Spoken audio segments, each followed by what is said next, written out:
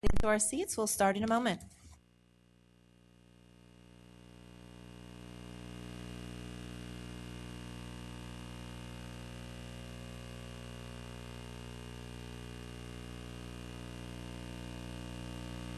All right, thank you for getting ready so quickly. Appreciate that.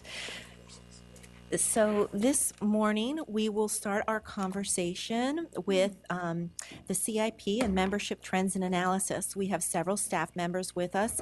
What we are planning to do today is to go through the presentation on the membership analysis and trends and the CIP, and then we'll save our questions. Even if you have clarifying questions, please try to hold them unless they are necessary, because it's a lot of information and we'll be covering it, and there'll certainly be plenty of time to ask questions. Today we have with us Jeff Plattenberg, Susan Quinn, Marty Smith, Kevin Sneed, and Jessica Gillis. So who's starting? Mr. Plattenberg, good morning. Good morning. Thank you very much, Ms. Nara Fairfax. As you recall, this is the continuation of the number of series or sequences that we talk about with the Capital Improvement Program. This morning, the first section is going to be about trends and analysis that Mr. Sneed is going to carry us through briefly.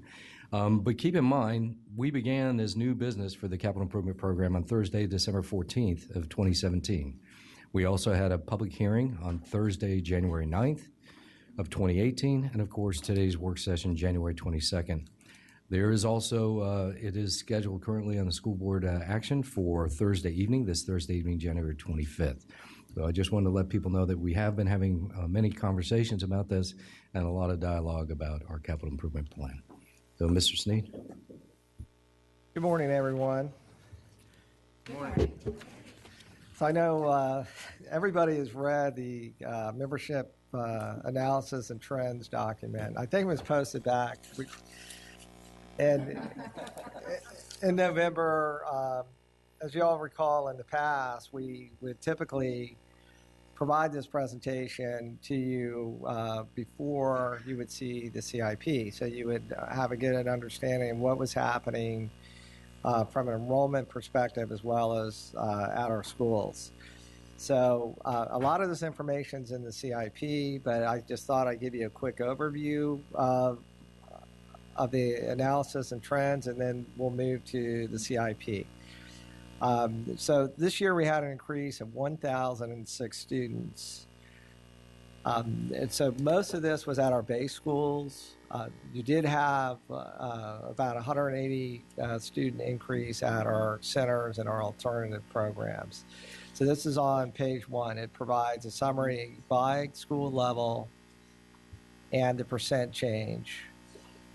And as we lead to that, so when you move to page 2, this is our birth to kindergarten ratio. I think the thing to remember when we look at our overall enrollment, there's 2 primary factors. There's births, which is what we call the birth to kindergarten ratio. That's how many folks were born in a particular area and how many actually wind up in our school. The second is migration. Migration means how many new students to Fairfax County did we have from the prior year, or you have an out-migration, Fairfax County school students who left. These are the 2 primary factors that influence enrollment here within Fairfax County.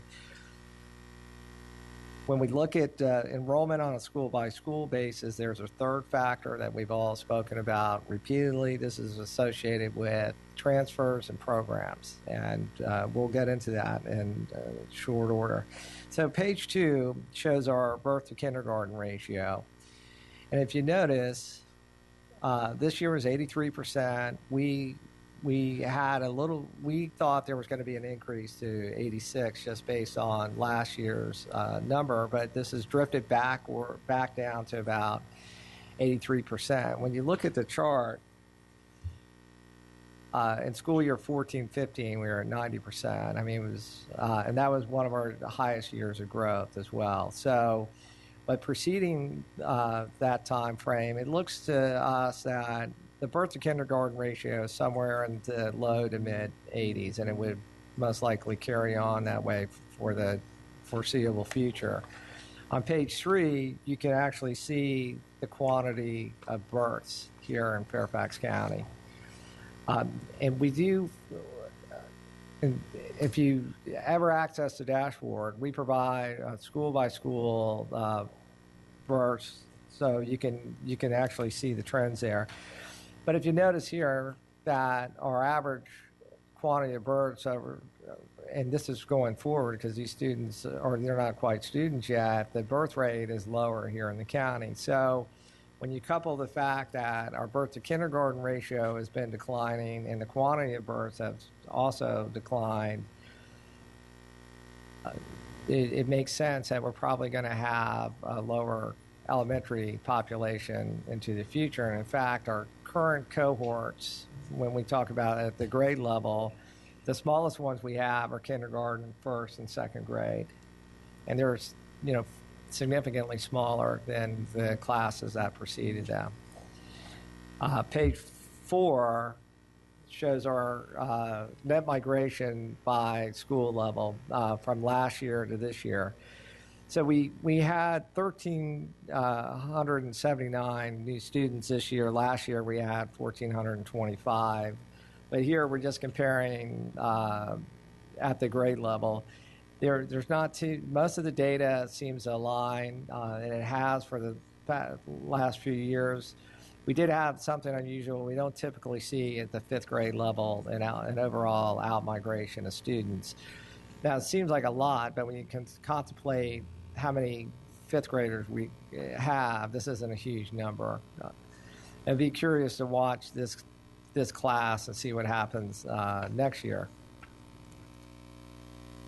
Page 5 gives us a little bit better picture of what happens from historical net migration.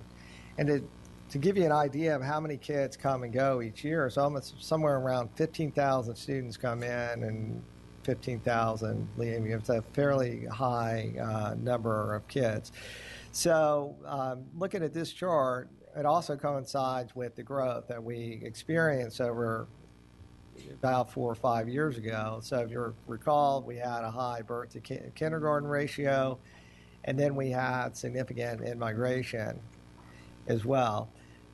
Now it does appear that the in-migration is settling in a little bit, but it's quite volatile, as we all know, and it's difficult to ascertain and project where you're going to have it unless you're going to have new development. So when you see immigration in areas where we don't have a lot of development, that's the hardest thing for us to project.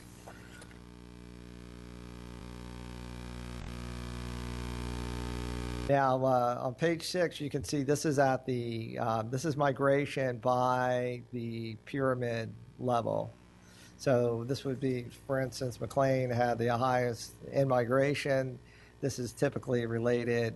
This is elementary, kindergarten through 12th grade. I think the interesting thing about this chart is it's not really regionalized. You see some in-migration in areas where we know that there's not a lot of development around there. So again, it's a very difficult thing to predict. However, McLean, what we think is happening is we have McLean, Marshall, the pyramids, Oakton and Madison, we have some in-migration there. We think it's associated with Tyson's. We're not seeing a lot of students within the new condominiums in Tyson's Corner, but you actually are seeing them in the single-family homes there. But there's other areas as well. West Springfield, which is in the central part of the county, there's not a lot of development there. I mean, obviously, they're having neighborhoods turnover and folks are moving there. Woodson, Chantilly, places like that. On page 7, and Jessica will go into greater detail about this. This chart shows this is information from the county, which is the projected housing, the quantity of homes or residences by type. I think if you notice that the multifamily, which is not what we consider traditional homes here in Fairfax County, is going to increase significantly over the next 20 years. So these are condominiums, either high-rise or 2 over 2. then they grow as a greater percentage of the overall housing stock within the county.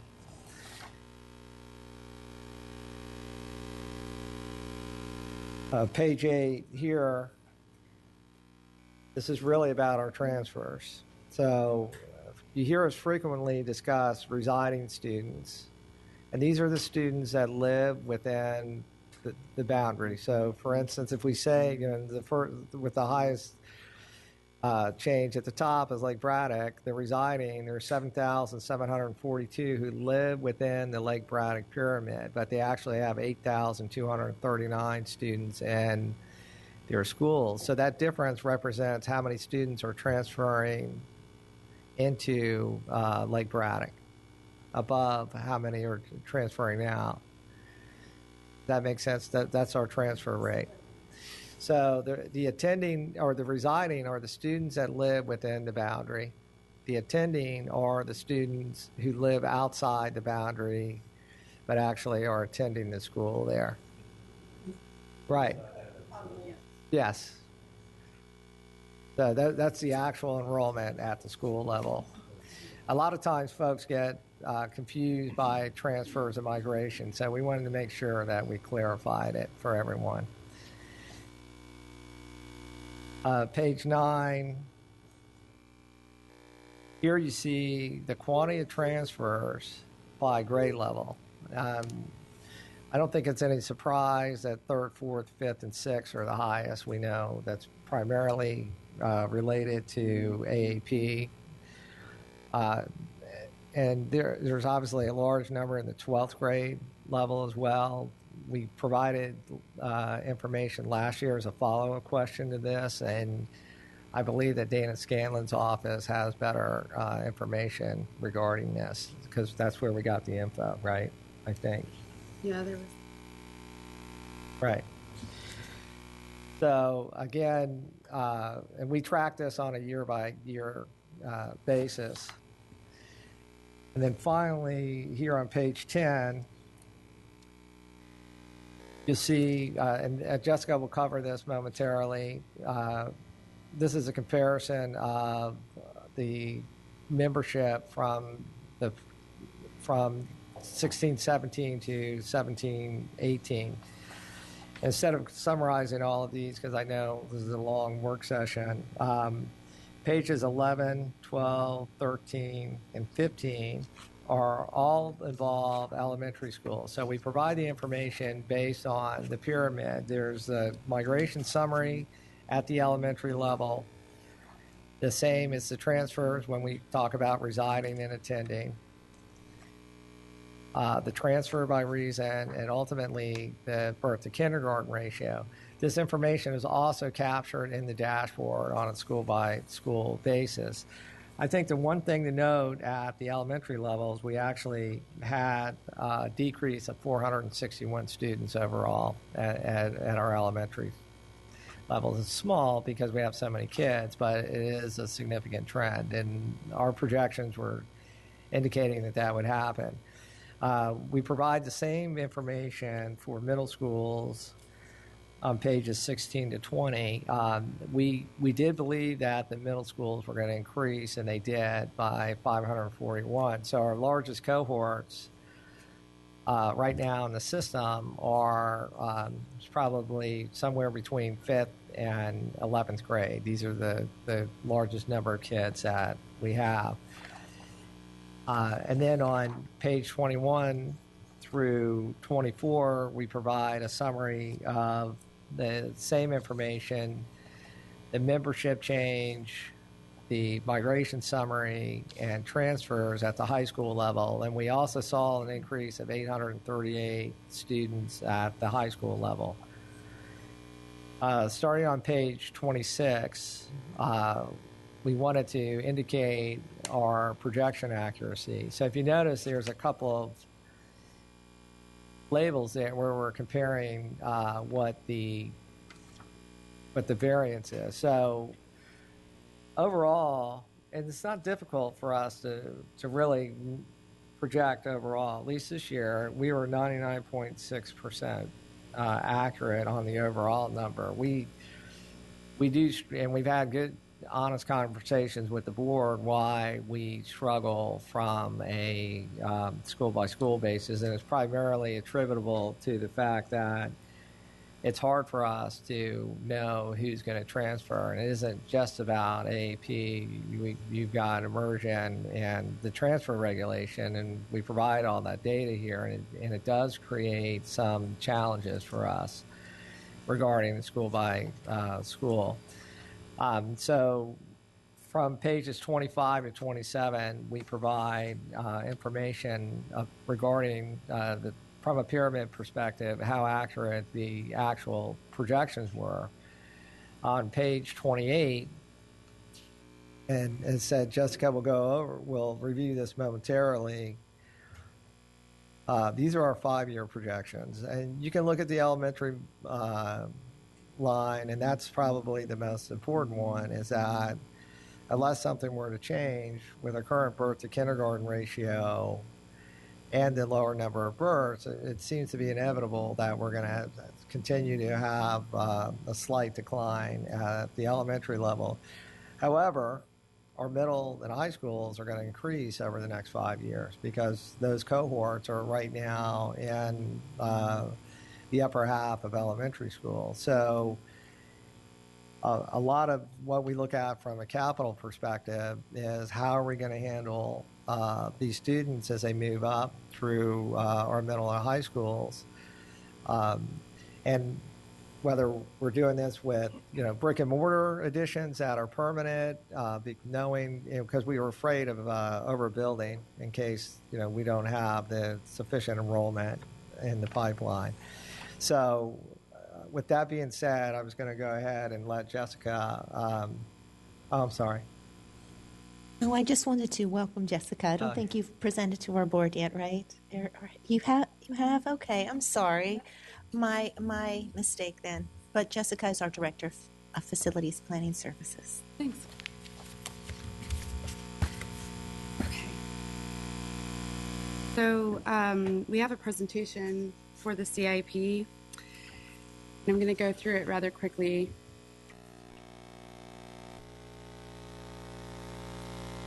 Is it going on? Oh. Okay. Is that better?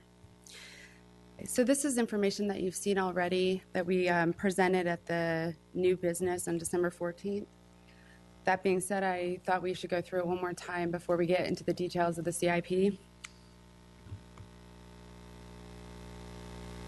Okay, so this is going to be a little bit repetitive of what Kevin had just mentioned, but student membership for 2017, we had an increase. The births of 5 years ago increased compared to prior year.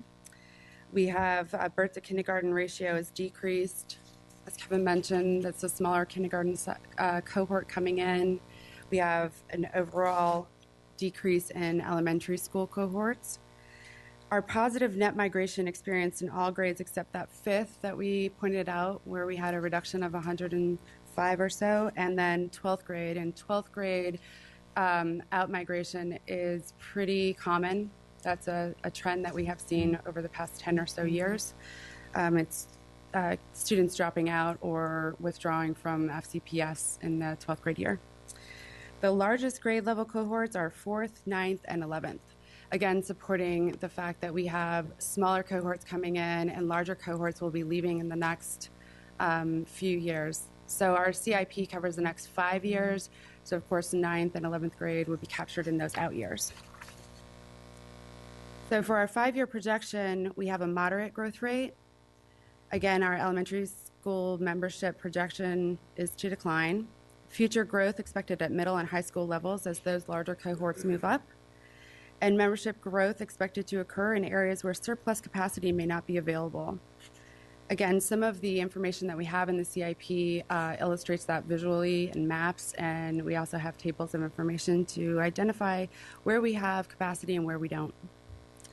Capacity pressure expected in more middle and high schools. Sorry. Catch myself up.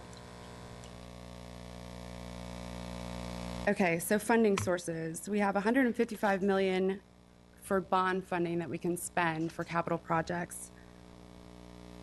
We have FCPS operating funds, minor capacity enhancements of $2.4 million, and routine major maintenance of $10 million. Fairfax County Board of Supervisors infrastructure management is an additional $13.1 million. So our funded projects, new construction, Northwest County Elementary School. This is along the, it's McNair Upper, as an, like, it's not really the name, of course, but on the same campus as the McNair Elementary School for the increased capacity that we have there, increased membership rather. Our unfunded projects, we have Fairfax Oakton Area Elementary School. We have planning funded. Construction is unfunded at this time. The other unfunded projects at the elementary level are the Silver Line Future Elementary School, a Future Western High School is unfunded, and 5 new and or repurposed schools. For capacity enhancements, we have a modular addition, 2 relocations. We have 1 unfunded modular addition relocation. West Potomac High School addition, the planning is funded, but the construction is not. Justice High School addition, planning is funded, construction is not.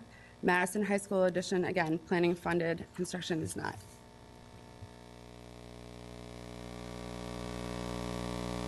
So our total 5-year requirement is $813,603,064, of which $471 million is funded and $341 million is unfunded. Our 10-year total requirement is $2,180 million, unfunded of funded of $492 million and unfunded of $1.6 billion. Our capital project summary, our elementary under construction, we have Waynewood, Holland Meadows, White Oaks, Mount Vernon Woods, Bellevue, Annandale Terrace, Clearview, Silverbrook, Hybla Valley, Washington Mill, Braddock, Fox Mill, Oak Hill, Wakefield Forest, Louise Archer, Silverline, Northwest County, and Fairfax Oakton. The last 3 are the new schools proposed. We have several in planning. And then for middle schools, we have Rocky Run, Frost, Hughes, and Cooper under construction. And for high schools, West Springfield, Herndon, Oakton, Falls Church, West Potomac, Justice, and Madison, and Centerville in planning. So these are completed renovations, Terrace Elementary School and North Springfield Elementary School. Additionally, we have Bucknell and Thomas Jefferson High School.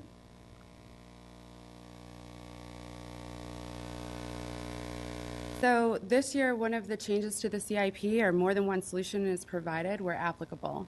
So as you look at your capacity section of the CIP, which we'll get into, we have provided a list of potential solutions. In past years, there was 1 or 2 possible solutions included for each of the overcapacity schools. We took a different approach to there wasn't enough analysis or opportunity to do analysis for the proposed option. We wanted to leave it a little bit more flexible. So the solutions are organized by region and by pyramid. We've enhanced the visual format thanks to OCCR's team, and solutions are summarized in more tabular format.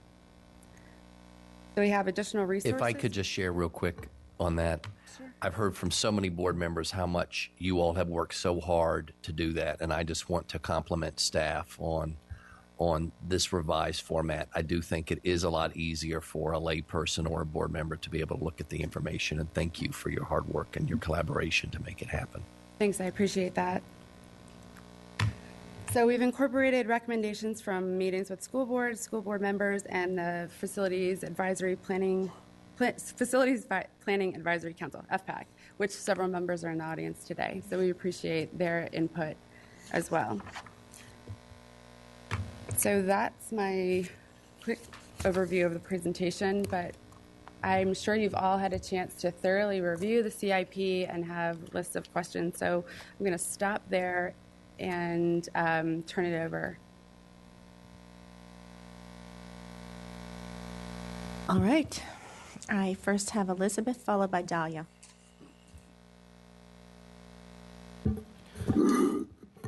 So I feel like I've been given a gift. It's taken, honestly, I think about 7 years of consistent advocacy to get to this. And it is amazing how cogent the understanding of what's happening where in our county can be with the presentation of data and context. So, if I could give you a standing ovation in a work session, I would. This is a tremendous step forward that heretofore we have not seen. I think it's potentially going to take us a little bit of time as a board to synthesize some of this information. But if I could go to page 8 of the first presentation, attachment A, if we could get that up here.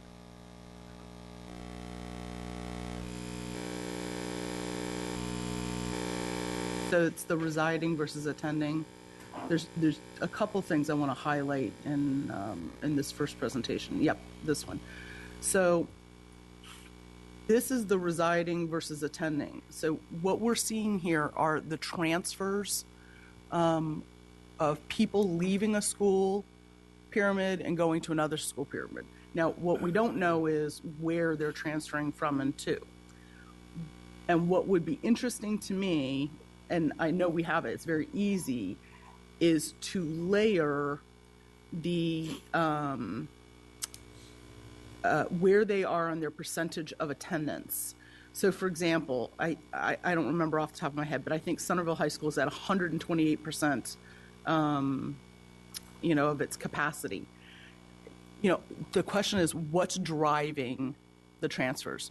Do people not want to go to crowded schools? Do they not want to to go far? Are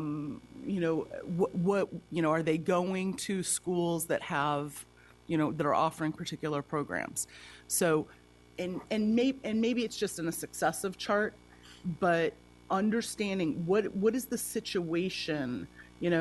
For example, Chantilly is well above 100% capacity, but they're still having an in transfer, whereas Centerville, is out. So, that's one thing off the top of my head. The second is, that's actually a question for you. If you could go down 2 slides to slide 10, which is the transfers by reason graph. So what we're seeing here is that we're causing, if I understand this correct, this is K through 12? Correct. So this is your overall, these are who we're moving in the system. So advanced academics, actually this is somewhat surprising to me. Advanced academics only accounts for 30% of the transfers. Now, the number is huge. It's over 6,400 students are being moved out of their base school to someplace else. It's the combination of some of the other things that are actually a little bit worrisome. Student transfer regulation. Is that a pupil that's a student of a teacher? Is that, I don't know what that is. The special education, almost 20%, that they're having to go someplace else to get their special education needs. That's not great to me. So these are some things that I think that we could potentially be looking at. Language immersion's only 9%. I would have thought that would have been a lot higher. I would have thought that people would be pupil placing at a much higher rate for language immersion. So these are things that I think this is the kind of information that will help us as a board start to inform decisions around capital improvements, around prioritization, potentially affect, upcoming regulation reviews. But if you guys could talk specifically, because, I'm worried that we're at 30, 50, 70% of basically all student transfers are special ed, the transfer regulation, and advanced academics. So what's up with the student transfer regulation? But there's multiple categories there. You certainly have for the students or children of teachers. Another large section of that is for childcare, and you see a significant amount. Some other folks, I think, the transfer office is within Teresa's shop, so I didn't want to answer. Teresa, do we still have social emotional as a reason for student transfer? Yes. And then there is a. That's typically been a significant number of kids as well. I think we can break it out by what percentage of each, if for a follow-up, if you'd like. We can look at it from school by school, but it's typically the children and teachers, the social emotional, and childcare is a large quantity. Plus, there's another set of students who are they're not captured in AAP or immersion, but if they have a sibling at those schools, they're also able to transfer along with an older sibling. So the next slide that I'd like to highlight is slide 26, the comparison of October projections to actual membership. So this is our ability on a 1 year, basically less than a year out, to understand what's happening, and plan effectively. And this is where the showing the homework, starts to come into play, is where are we getting it right and where are we missing the mark. 739 at the elementary level, that's a lot. What is the, so that's not a balance in terms of looking back. We don't have a balance in, we missed some in elementary, some in middle, and, some in high school. Middle, you couldn't get that about more spot on. That's like terrific. Granted, it's only 2 grades, and so it's easier to project. But the smaller those numbers are, of course, the better everything is for everyone in terms of allotting and finding resources, in terms of hiring and getting accuracy in our hiring and support resources and everything else. Is this something that you anticipate, because of what we've done now with the student planning areas and refining and geocoding, that this number, say if you roll forward a year from now, will be tremendously improved? That's our hope. There is some question floating around in my office about the change in the student transfer application process and how that might affect the number of students that transfer.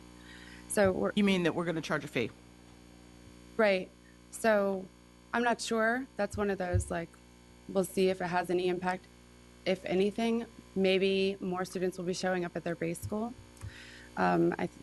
It's just one of the factors that we're considering, but certainly we think that we'll get closer. I feel really proud of our office that it's 0.4% off.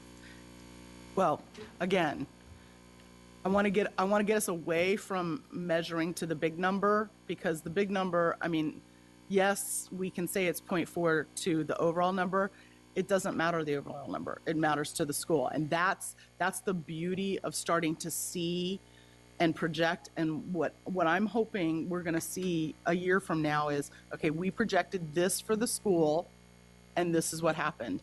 And we start that on a rolling forward basis, because the refining to the school level is what I think becomes the ultimate goal of this. Yes, that's like the holy grail. But the reality is when you take a look at our accuracy percentage and the comparison in terms of the best practices in the region, we consistently knock it out of the park. We're very proud of that. We agree that your point about the individual schools, and that's why we articulate so often about the AAP change. Now, when you look at, we talk about 4% as a district as a whole, and you mentioned that number about elementary. Well, a larger N, a larger X, you get a multiplier that's usually larger. So that's 0.7%, not the 4 average, okay? But when you look at the AAP, and you go back to Mr. Sneed's trends, where you see in the elementary levels that high percentage of transfer and movability, We're trying to refine our processes, our business workflow processes, because we work with instructional services about the AAP program and the timing of those things so we can communicate more effectively for the purpose of providing the reasons why there are discrepancies so we can peel back into that detail. And that's why the next slide that I want to highlight, and then I know other people have questions, but if we could go to slide 7, because this is where the sweet spot, is for you all in anticipating, like our ability to anticipate children by housing type and yields. I mean, I don't know how helpful the county is being with that. And I know that that's historically been, a murky area in which to, tread. But having this now and then further refining of where this is, but the yield of children has been way off in the past. And because the yield for children from multifamily is the most, has been the most off, and that's where the most growth is, where those are being built allows us to better anticipate not only the actual capital needs, but I don't know where. The crucial thing to me is placement of programs. Is the nuclear option, I know, is on all of our minds in terms of boundaries, but potentially managing boundaries and the capacity of these buildings with program placement becomes the key. And when I see that, I'm thinking that's potentially going to be one of your recommendations on the rolling forward basis. Right, and you brought up a really good point about when we have new development, how do we project for it? And the fact, so you all get the memos that Jessica's office, when they look at new development, if you remember, we could, in theory, be restricted by the yields that are displayed in those proffer memos. And the reason is we have to use the countywide average for a particular housing type as opposed to what is occurring in a specific region. We are meeting with the Planning Commission about this, and I think that they do understand that.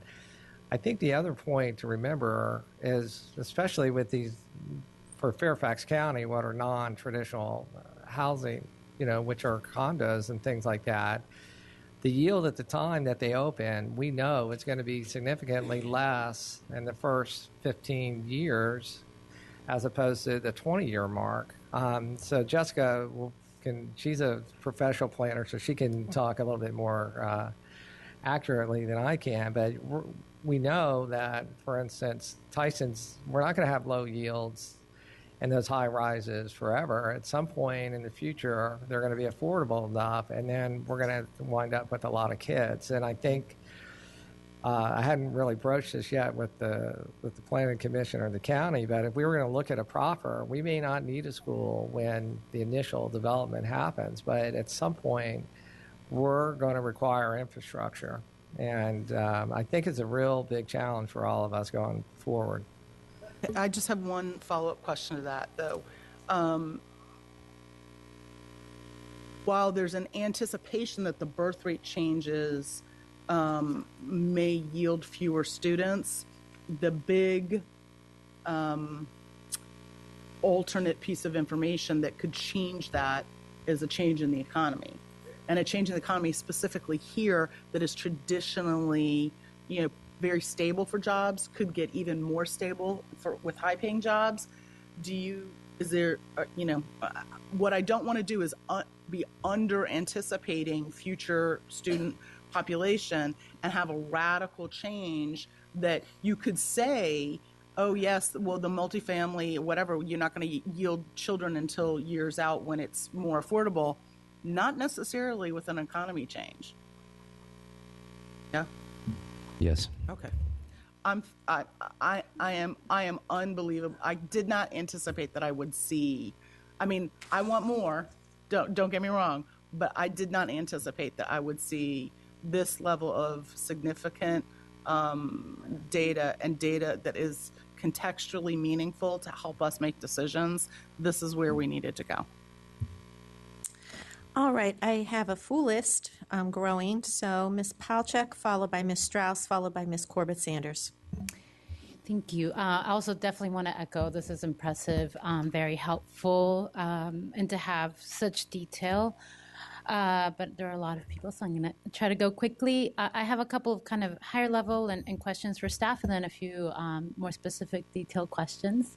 So I guess I'll start a little bit with more of the higher level. And this may become kind of a next step. I know we've had some conversations, and Sandy and I being on the schools committee with you is, I know, and I believe Mr. Moon will bring up, I think we're always talking about funding, and we would love to look at CIP funding. And so that I will let him speak to that. But beyond that, I can speak to it. Okay. We've had these conversations, and especially in areas where we have projects that we are looking to move forward, from renovating Foster Ridge High School to building new school sites because we are over capacity. I think Ms. Evans and I will try to speak for you, would really like to get a recommendation from staff at our last schools committee meeting.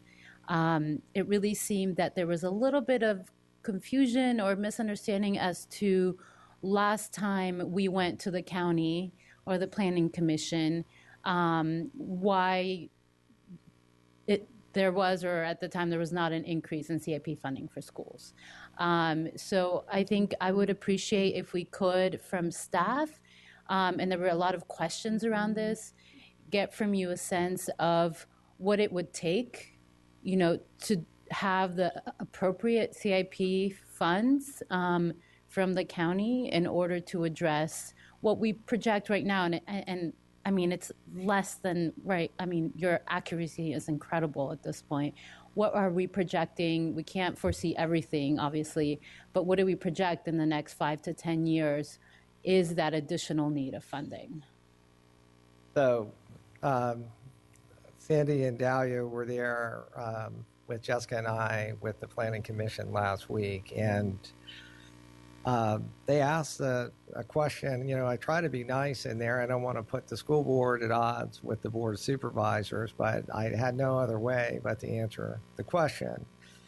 And they wanted to know whether the current formula, which we've reviewed with you guys a couple times, we know that we're restricted on part of what we can ask. So, for instance, they'll say, what is the construction cost? That's all you can collect. It doesn't include, and I explained this to the Planning Commission, there's no utilities, no design fees, no permit costs. I mean, these things all add up, a significant amount. So those aren't included when they're calculated proper. And they asked, we've received approximately, over the past 15 years, about $15 million total in proffer money. And as you all know, a good portion of that proffer money was actually dedicated to turf fields. I mean, it wasn't physical buildings. So the amount is not significant enough. It's less than 0.5% of 1% of our capital program. And we have growth. We know that. We've grown over the past 10 or 12 years by almost 20,000 students. So I thought the Planning Commission was receptive. I said that I thought those other costs, which eventually will be borne by us somehow in our capital program, needed to be captured. But most importantly, I'm almost always looking at an addition to an existing school, no matter what. We do not have enough funding to do everything that we need. We've talked about, I've been director for 12 years, and we've talked about it a couple times a year. So frequently, we're looking at, who knows, for a development, maybe $100,000 or something.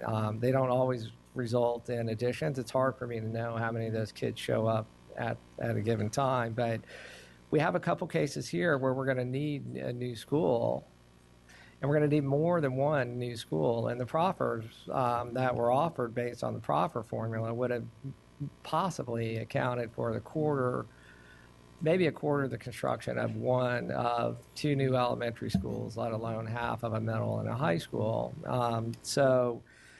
I appreciate the fact the Planning Commission's looking at that, and some of the Board of Supervisor members have also understand the challenges that FCPS is going to face, considering the length of our renovation program and the new capacity we're going to need in certain areas, let alone areas where we already have overcrowding and we have to address it. So I think that I don't recall at any point us going back to ask them to reconsider the formula, although I would advise that we take a look at that. So I guess I would like to propose as a next step for us to consider before we go to them, and I have a follow-up question.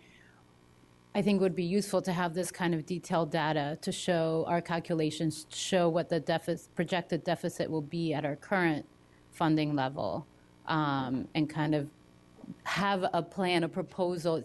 My understanding with staff and lawyers are going to look into it is, does that go directly to the Planning Commission or does it go to the supervisor source? But I think for us to have that detailed information from staff would be helpful. Well, obviously, my recommendation would be to work with the Board of Supervisors regarding that. We do understand what our deficit is. I mean, if we produced information even recently about what it would cost for us to renovate our schools every 25 years. And it's about $242 million. And that doesn't include adding capacity where we need it. So, and that's in today's dollars. Mm-hmm. You know, and over time, we know each year the costs increase. So, well, I agree. I just think it's time for us to make a formal request, and I think Mr. Moon was also looking into that. So just in order for us to be able to prepare that formal request, it seems you have this information. So if there's a way that we can have it available as we do go to the commission and the Board of Supervisors. I don't know if, Jeff, you had something you want to say to that. I just want to share, I think on one slide you showed a 5-year and 10-year of the unfunded amounts. It's hundreds of millions of dollars.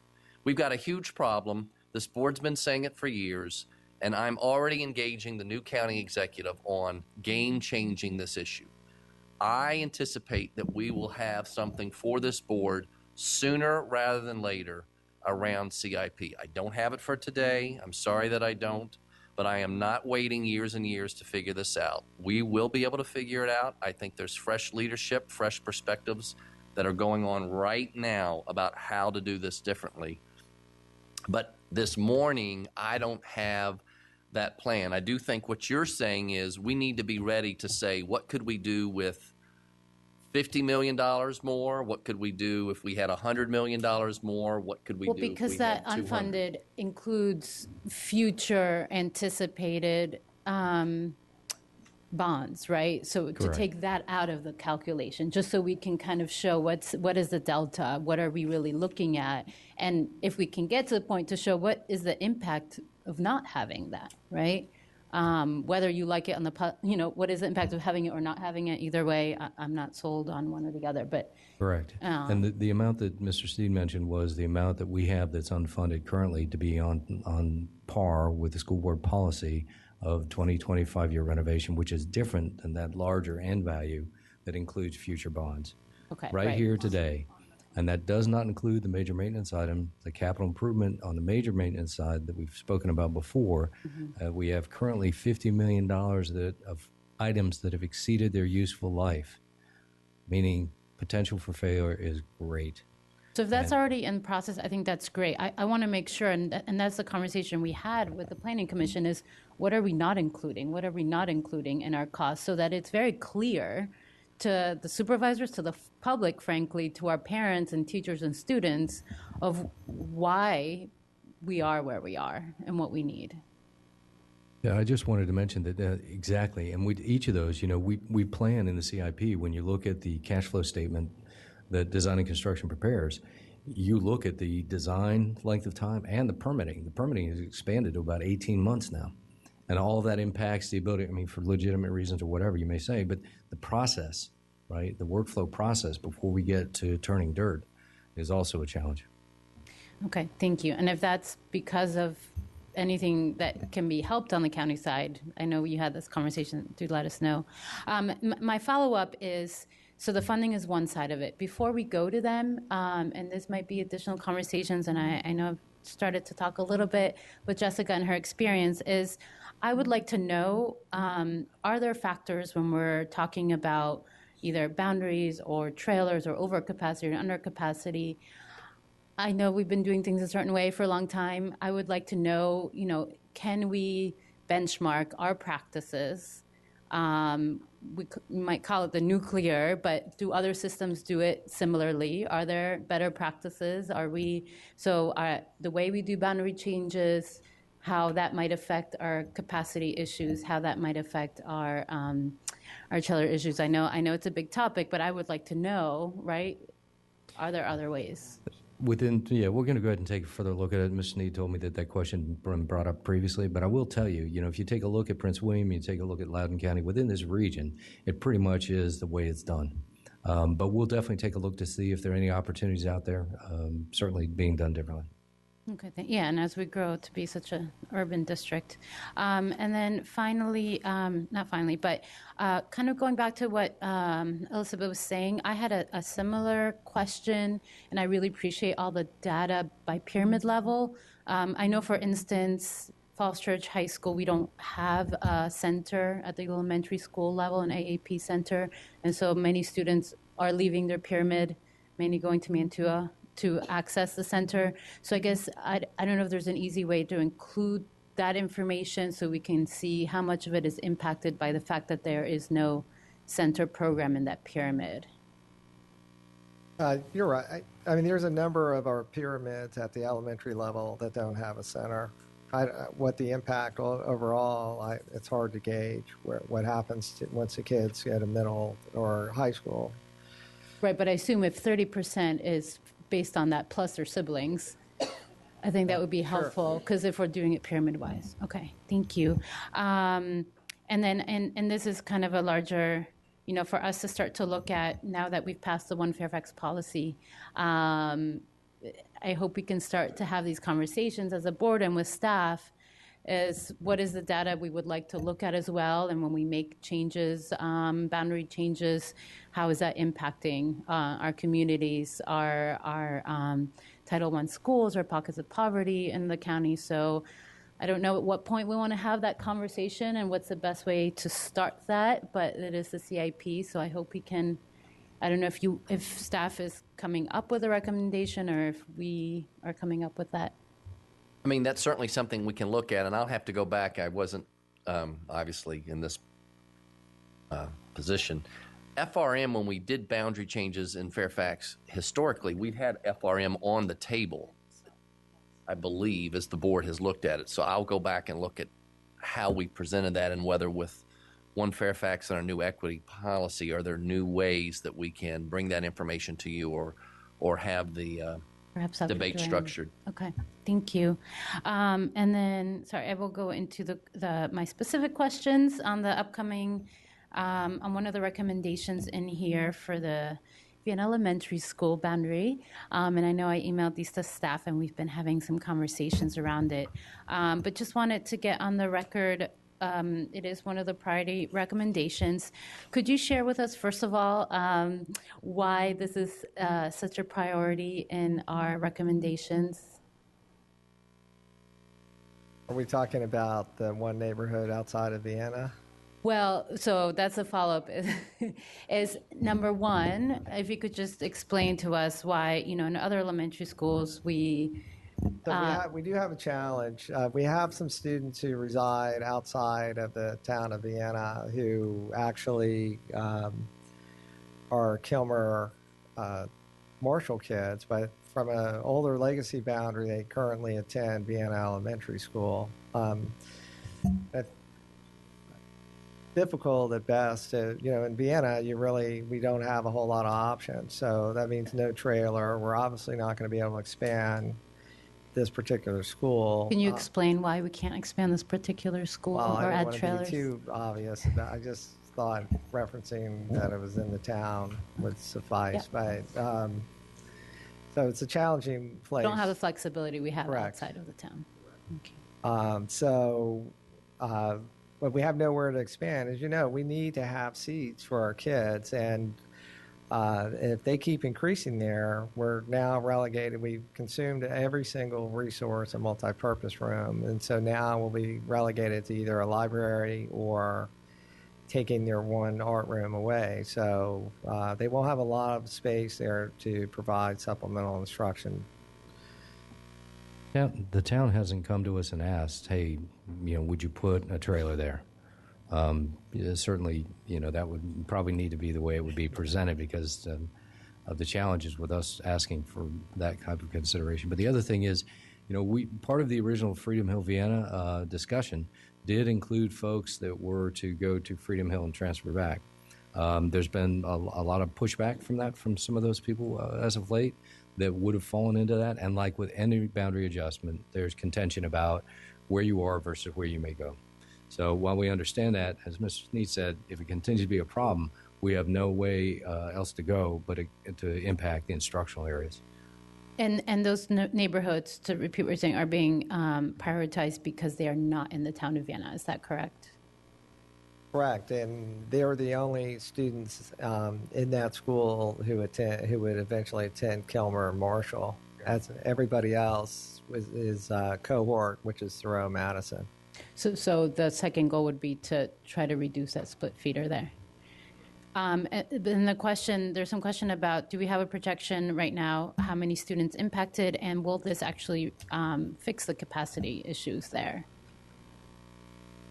Slightly more than 40 students.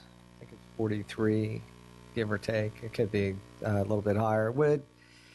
I think it would help them out for a couple of years, at least. I mean, as we said, all of these pyramids that kind of envelop Tyson's Corner seem to have some growth at the elementary level. So we're going to have to look long range at Oakton, Madison, Marshall, McLean. We've got a lot of kids that are moving in there, and all four of those pyramids are high on the radar. And I believe, do they have 2 SAC rooms currently at Vienna? Is that correct? Yes. And we use one as a multi-purpose room during the day. And is there any flexibility with the town of having alternate location for that? Well, I mean, we recently had discussions with folks in the county about SAC, and SAC could really be held in any room, and they're actually expanding at sites now where they have one SAC room to stage out of, and then they're just reserving rooms like any other user, so they could expand it to a music room because they're only there in the morning and the afternoon, and that would give them more space. But that's really at with the folks in the county. So is there the possibility right now at Vienna to relieve that if we were able to have them go? I think if you have SAC room? flexibility from the folks with the Office for Children, that would be a possibility. Okay. But that would relieve that space for at least a year in order Correct. to give time to, okay. Thank you. And then my only other question, I know Ms. Hines isn't here and had an amendment for the CIP. Is that something we're discussing now or later? I'm looking at our meeting managers. It would be discussed later as if you want to bring it up as a follow-up after. I'm just trying to keep us on track, so I can put you as a follow-up if you want it. But she did send. I think did she send it to all of us? Yeah, right. She sent And it to I all told of her I us, would and I be think happy the to speak intent is- to it. Okay. And I've been interacting with Ms. Hines just to try and provide the clarifying language. I think that to make sure we capture from a staff perspective the intent and the location. So I'm still working with her, just so you all know. Okay, that's great. So do you need I'll our put- support now? You're working on language? Well, she has sent language to all of us. I'll just have you as a follow-up because I'm just trying Oh, to get sure. everybody at first. So that Perfect. would be like another person. So I'll put you as a follow-up at the end, and you can speak to Pat. I'll be Pat. Okay. Doppelganger. right. Okay, thank you so much. Mr. McElveen had a clarifying question for one of Dahlia's questions, and then we go to Janie, Ms. Strauss, and Ms. Corbett-Sanders. Thanks for indulging. I'll be very quick. The figure you mentioned was $242 million a year, right? The figure I have used in the past in my discussions has been 273, which includes the trailers modular piece, right? So if we want to be fully inclusive, we would use 273. And that does not include the $50 million for major maintenance. Okay, so I just want to make sure we're set on those numbers. Sorry, to clarify, are you saying that's our gap or that is our expenditure? Per year, that's how much we would need to be asking in bond funding to meet 25-year replacement. Okay, thank you. All right, Ms. Strauss. Wait, say that again, Miss. And the trailers. You put your mic on. Yeah, let's. I feel this is a big nugget right here. So let's, if we know and we're sure, let's say it. If we don't know, let's make more time so that we do, so that the board, if this is something that's being said in the community, that we're crystal clear on what the number is and the breakdown. I think Yes, what we just please, stated. please repeat the number and the breakdown and what it includes. So what's just stated is correct. It's the $270 million number that would be the 25-year cycle for our building renovation and to address the trailers that we currently have in place.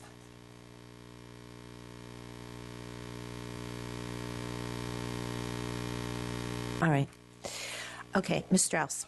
Okay, first of all, I will repeat what's been said before. The graphs, the presentation of the CIP is fabulous. It gives us the information that we need. It is clear. I sent you all an email, I guess, last night. It is just tremendous. Thank you. Best document I have ever seen in over 30 years. So very, very well done. Very well done. So yes, we would give you a standing ovation. We can give them a round of applause. Yes. Well done.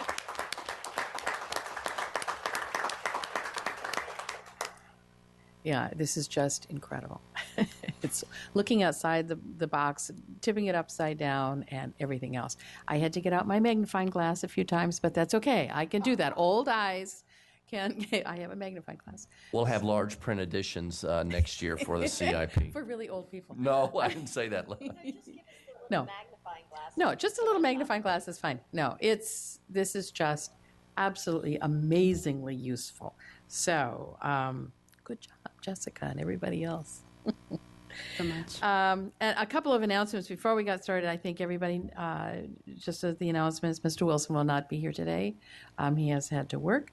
And our wonderful school board staff has said that there will be additional information on board docs regarding the contract discussion for this afternoon. So that will be posted.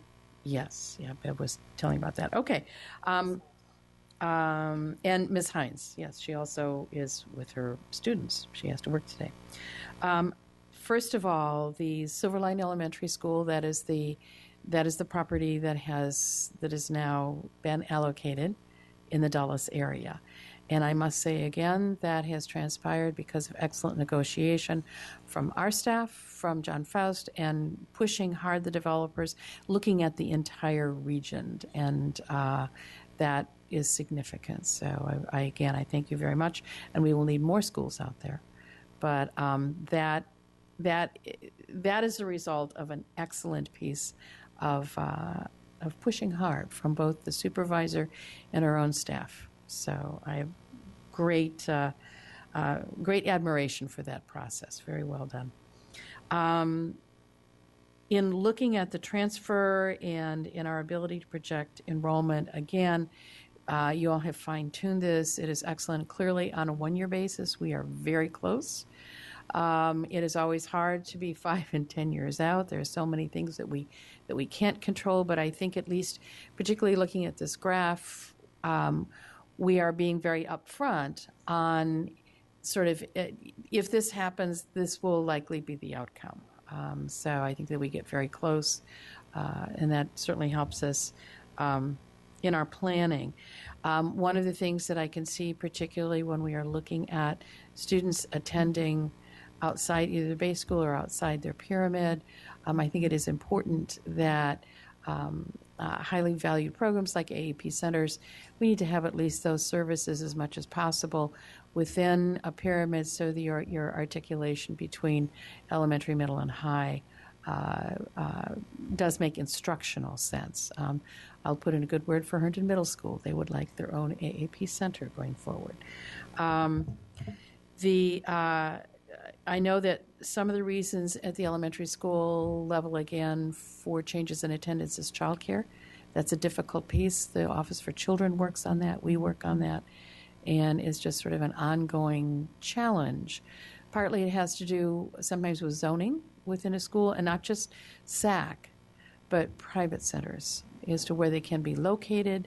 Transportation in and out is just an ongoing piece to work with the Board of Supervisors, the Office for Children, and how that works. Often young families will move in and they'll be startled to find that when they register for kindergarten, that finding full-time childcare is a challenge in Fairfax County, particularly if they're moving from other jurisdictions where it was either provided easily, different zoning, what have you. So I know that that is just an ongoing issue. I know that for parents who decide to place their child in a center, in an AAP center that's outside the neighborhood school, the sooner the parents make that decision, and I know the summer appeals is often a challenge. But I also see that facilities and instructional services and special services, that you all are working much closer together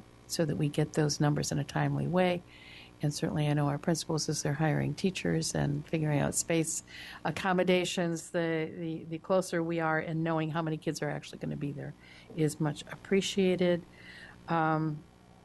The state proffer law, the change in that was a huge negative impact on us, and that's something that we need to continue to work with our General Assembly. That did not help us at all. And that does, and sort of the whole public accommodations situation in Virginia. That doesn't help any of us who have to provide public facilities. It is very different in Maryland, it's different in other states in the United States, but that is an issue. I also am pleased to see, as when we get numbers from the what is being approved through the Planning Commission and the Board of Supervisors, that we see the aggregate numbers, so that, and again, that's probably, Jessica, coming out of your good work, that as we see the approvals, we see exactly what has been approved before in those schools and those pyramids, so we're not just seeing it piecemeal. Because, again, in one of the charts that you show in the CIP, where there is approved major center revitalizations in the county, so that we can see the full impact and not just piecemeal. So that is very important. And for boundary changes, many on this board have not gone through some large, difficult boundary changes. And some of you will see that in your future, particularly if we build a new high school. Those are very difficult and will impact many, many regions of the county. But in the past, we have looked at FRM, we have looked at other program impacts depending on how the decision is ultimately made. And when you look at that, that's obviously very important. We can't, because of various other legal requirements, you can't set a target for minority enrollment or FRM or ESOL or special ed or any of those things, but certainly the board can take into consideration the various impacts, particularly how the building will be used. And as we look at One Fairfax, obviously those things are very important as well. And we also look at transportation needs and the length of time kids are on buses. We do a much better job of knowing and understanding, and that has helped us, I think, to do a much better job with special education, and we can continue to look at that. Many years ago, there were a lot of yearly changes, particularly in preschool programs, that very much negatively impacted students and families. So we're doing a whole lot better on that. So, anything else on this? No. Good job, though. Excellent, excellent. Good job. And I'm looking forward to our discussion of, I know, the spirit of the language that Ms. Hines wishes to bring forward. And again, we sort of know how we are educating our children in terms of environment and sustainable energy, and kind of as a country and as a state and everything else of where we need to go. It's not an easy place to go, but the train is already on that track, and we're beginning to move in direction. So, but I'll wait for when we do a go back on that. So thank you all very, very much. Appreciate it. Ms. Corbett Sanders, followed by Mr. Moon, and then Ms. McLaughlin. I will start by echoing my colleagues' praise for the excellent work you've done. And I would also like to thank Jessica in particular, because she has spent a lot of time on the Richmond Highway corridor attending all of the Embark meetings. And so it's greatly appreciated, because I think that has created a greater awareness within the planning group of Fairfax County Public Schools about the tsunami that's coming to that area. I recognize that you haven't counted those numbers in your projections here, but for my colleagues, just so they know, it's over 5,000 students with the redevelopment of the Richmond Highway, and that's net 5,000. And so I just think that, if nothing else, will force much of our discussions about boundaries and what we need to do over time. Now I'd like to address specifics in the documents that you've provided. In the trend documentation, do you happen to have any trend data on birth decay by region? Because I think that my gut says that there will be changes in birth decay depending on which region. So we actually have it by region in the dashboard and on a school-by-school basis as well. Okay, excellent. So that would be very helpful. I didn't realize I could go to the dashboard for that bit of data, but I will be looking at it.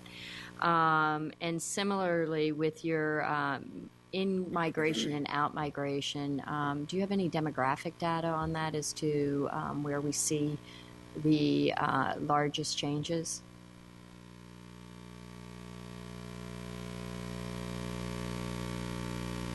He said we do have it, but we just have it internally.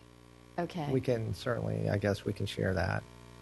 If you remember, over the last couple of years, the one group that we've had a consistent in migration has been Asian. I'm not sure about this year, but that's the one group that we haven't seen a lot of variance in, just primarily in migration. That's interesting. Okay. And then the other piece, there's the adult and other programming. We have a decreasing population year over year, but long term we see that growing. Is there any particular reason we see that?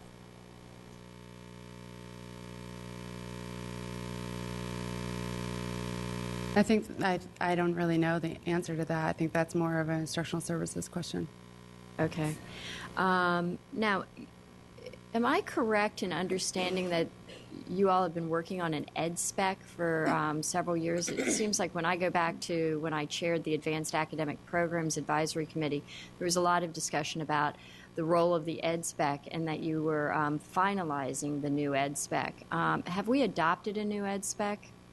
Well, actually, we did really through Dr. Garza in that process. It wasn't a formal board recommendation for adoption for educational specifications.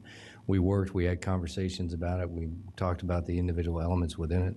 And then the follow-up in the last part was to meet back with those groups. That was the direction. And then under her direction, we were just saying, well, we adopted that ed spec. Now, keep in mind, the ed spec is a dynamic document. So it's something that so that was, 8 months ago or so. So keep in mind, every 3 years you update, you revise your ed spec, but there are elements that evolve during that period. So like I said, it's a dynamic document that we can continue if there are areas that are instructionally different than what we already have or accommodate or issues or concerns, much like what Ms. Hines is reflecting or making a statement. We try to find ways to incorporate those elements along the way. And that's precisely why I asked, because I think that, and we'll have a larger discussion about Mrs. Hines' amendment, which I think is an excellent amendment, but it really goes to the core of we are renovating our buildings over a 35-year period, but we're evolving our educational spec as to what we think is the best design criteria for a learning environment for our students. Every 3 years is what you're saying, or it's evolving over time. And my concern is that for those schools that are further back in the renovation queue, we actually have an equity issue when it comes to the experience and the design criteria, the design of our buildings. And so is there something that we need to be looking at beyond whether or not we have sprinklers in a building, but more of, are we recognizing we need more outdoor space for learning, outdoor learning classrooms? Do we need to have more linkages to sustainability and environmental learning in gardens in each one of our schools, things like that, we have now a lag time, which is almost 35 years. And so I'm just wondering where we are on the ed spec and whether or not, and maybe this is a conversation that we have to have vis-a-vis the One Fairfax and the equity policy. One point of clarification is, the ed spec just reflects whatever our standard program studies are. I'm sure, I'm just guessing somebody's going to ask me about trailers in a short while. Well, that's one of the reasons you have trailers is if a school, the physical building doesn't support some of those classes, then we're wind up adding space for that, and it's typically through trailers or modulars. And what I'd like to add to that as well is when we talk about environmental stewardship and we talk about the alignment of resource stewardship and so forth, and we look at these elements and how they're incorporated in there, we have over 160 of our schools are voluntarily engaged in student-led, student-driven stewardship activities, the Get to Green initiative. So when you have, we have a basic design spec that's based upon the instructional service program elements, right? And that's, form drives function, right? Follows function. So when you look at that, that's pretty much how the design and construction side evolves. I will tell you that in terms of greenhouse gas emissions, the goal that was set by the Metropolitan Council of Governments and by the county as well was to have a reduction of 2050. Yeah, exactly, by at least 20% in the first iterative period since 2005. We started in 2008, and we're already at 23.8%. We're already ahead of the county with our efforts that we've done. 1/3 of all of our capital project bond dollars is spent towards sustainable initiatives, whether that be biofiltera, refractive roofs, introducing lighting into certain areas. And I know Mr. Sneak can go on and on about that. Those are individual componentries. And I think along with what you're saying, that's why I sent an email back to Ms. Hines, is that she had said to me before, yeah, Jeff, that's great. Those are the cost, or those are the elements, and you guys are doing things about conserving energy. Those are the fiscal ones, but they're more the policy based on a broader scale. And that's why I think Mr. Sneed's comment about the programs, the environmental stewardship programs and so on, might be geared a little more towards instructional services that we then incorporate as well. We really work hand in glove together. We do have a number of things that we provide for, including the gardens that are submitted, but there isn't this, I don't know if the board's looking for more in that arena, that's all I'm saying. I think what we're looking for is consistency in that arena, and that we have those opportunities available to our students across the county, and that as we evolve in our ed spec, it might be helpful to perhaps have a conversation about our sustainability initiatives linked to our programming initiatives at some point. because that would give us each a better understanding of where we're at and whether we think that we need to be doing more. Now I'd like to just kind of go to a couple of other very quickly regarding the boundaries. I really appreciated what you all did by listing all of the split feeders and the islands. Because there are quite a few of them. They are in each one of our communities. Ideally, we'd like to get rid of all of them, but to do that, I think we have to have a fuller look at what the impact of minor changes, because you can tweak a school and make a minor change in one school, but then have a significant impact in surrounding schools. And so I think what we have to do is kind of almost a three-dimensional chess look at how we address the split feeders over time. And so along those lines, it would be also helpful in looking at the inward and outward migration as to how many of these are driven by the socio-emotional concerns for students and the parents transferring their children from a split feeder into the pyramid that others go to. And also the impact of how many students are moving around because there is not a middle school AAP center. And so that would be very helpful as well to understand better about.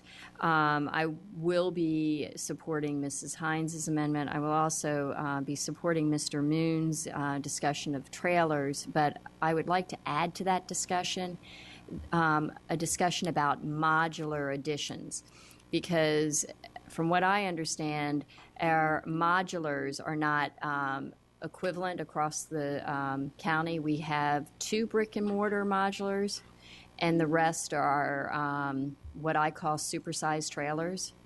Am I correct in this? Yes, you're correct. The first 2 modulars, they actually have, they're not really a modular. They have concrete floors, masonry walls. You know, they're unlike the other 2. The one was constructed at Woodlawn, and the second at Holland Meadows. I mean, the issue, if you're going to go to that expense, you may as well just build the real addition at that point. And plus, it's not very mobile, considering it's built out of brick and concrete. Those are hard to haul around in smaller pieces. So those are the only 2. And at this point, the Woodlawn one has been incorporated as part of the building after the renovation, and the one in Holland Meadows will be shortly as part of their renovation as well. No, I'm looking at the other ones that have that may not be the high, There's the quite same a few quality. of the other, right? And so when we talk about trailers, I think we're actually underrepresenting how many of our students are attending school in trailers at the 19,000 number, because I believe that if you added in the modulars that are But that, I mean, the supersized trailers. I understand. I mean, if you recall, once our Chapman my predecessors had decided that was an appropriate way to go, you know, you're using capital money for those modulars, and the infrastructure required for those are not the same as for a trailer. You know, you've got an enormous concrete pad, which is, you know, fundamentally like a giant spread footing. They have plumbing. When you walk through, they have a full corridor. The classrooms are, so there is a difference between the modulars and the trailers. I mean, our concern, of course, is the fact that you know, these are financed, obviously, because we're paid for through the capital program. That's really the distinction. Yeah, I think that the parents and the students that have kids in those modulars or are attending school in the modulars really don't care about how we finance them. They're more concerned about the experience. Just so I think if going forward, if we could take a look at that, I'd appreciate it. Now I'd like to just briefly talk about the funding. Thank you, Dahlia, for beginning that conversation. The funding for our capital improvements an issue not only here in Fairfax County, it's an issue across the whole state. And part of it is the increased capacity demands that we have for our schools, especially when we look at how we have introduced pre-K, all-day K, and SAC. That all puts pressure on how much space we need in our buildings. There's some concern from some of the people downstate. There was a big article about Roanoke in particular this past weekend, and I think that we should be looking at, as a board, and with the Urban Crescent and some of the other cross-county initiatives, that we build that into our program going forward for getting more capital funding from the state, because as they change the demands for us, we should certainly be getting more funding for that. And then on the proffer law, I would love to have a debrief now a year in or 18 months in from the change in the proffer law, if we could get an analysis of how the proffer law has impacted our schools and our planning, then it might be helpful to be able to use that in going back and talking about a need for change there. My last comment is on the $50 million in operations and maintenance, that you have large maintenance expenses. I'm concerned when we look at the size of our bill for operations and maintenance, that it's a very large expenditure, and it would be helpful for us to understand a bit more about what the impact is on delaying the maintenance of some of the the major maintenance, and whether or not we might need to have as a appendix to our CIP a plan that says this is our O&M plans, and this is what's not being done because we don't have sufficient funding. Because if we were able to have that information, then what we can do is be more effective advocates on why we need to get additional funding in this area. Well, that's an excellent point that you bring up, Ms. Corbett-Sanders. And in fact, it's something that we did talk about with Mr. Coughlin from the Department of Facilities Management. Keep in mind that the General County did ask for us this year, and we did provide them with the capital items that are major maintenance items. I can tell you that the $50 million, if you look at next year, it becomes 140, right? So it basically doubles, and it's almost exponential for the following year of systems and equipment that reaches the end of its useful life. So it goes quickly from 50 million to 145 million plus. That being said, when you read the draft of the county CIP and look at the historical nature of it, industry standard practice says that you take 2% of your current present value of your systems and you fund that on an annualized basis. We currently are at 0.4%. When you look at what the county has been doing as good stewards, that we brought up in our discussions and our joint discussions over time, they've been able to keep it closer to that 20% function that we talk about, the 2% of the valuation. So when you look at that, we have an opportunity, to your point. We do have the data. We have been doing a much better job of asset tagging everything we have, developing a CICP. That's why what Dr. Brabrand said earlier about what he was looking at and working with the county executive, there are opportunities there that we have to be ready if we're ever asked. What could we do? The answer is yes. And how could we do it? And then have the explanation. So we do have that information. We could do more with brief or however you wish to have that presented to you. I think it's important for you to share that with this board, because that is a huge debt coming towards us, or a huge expense coming towards us in the next couple of years. And if it hits all at once, which is what you're intimating, then what happens is we will have to be using funds that we currently use to pay our teachers and to fund programs, and slow down our investments in those important resources to be able to address the needs of just keeping the buildings functional. Just to let you know, on page 140 and 141, we have a brief about that topic that was included as appendix. Not a detail, just very much a brief. All right, I'm just going to remind my colleagues, I know this is very important, but, we were scheduled to end at 1, and everybody's taking about half an hour, which is fine, but just we'll look at the clock and see where we are. Mr. Moon, followed by Ms. McLaughlin, followed by Ms. Keys-Gamarra. Thank you, Mr. Narcofax. If that is an advice to me to limit my remarks to less than 25 minutes, I will certainly do that. I'm not going to use up all 25 minutes. Don't worry. But it's going to be on a little more than my usual few words. That I couldn't even sleep well last night thinking about what I'm going to be saying this morning. My neck hurts. That's why I'm holding my neck, right? Yes. I have a couple of questions to start with first. I'm going to go back to membership analysis that elementary school seems to be losing some students going forward, or at least this year show that smaller number of students for elementary school this year compared to the last year. Do you think economy, improving economy, has anything to do with that? I'm going to give you this. My understanding was when economy improves, economy is good. Parents, families have more options to send their children to. There's more private school options, especially for elementary school students.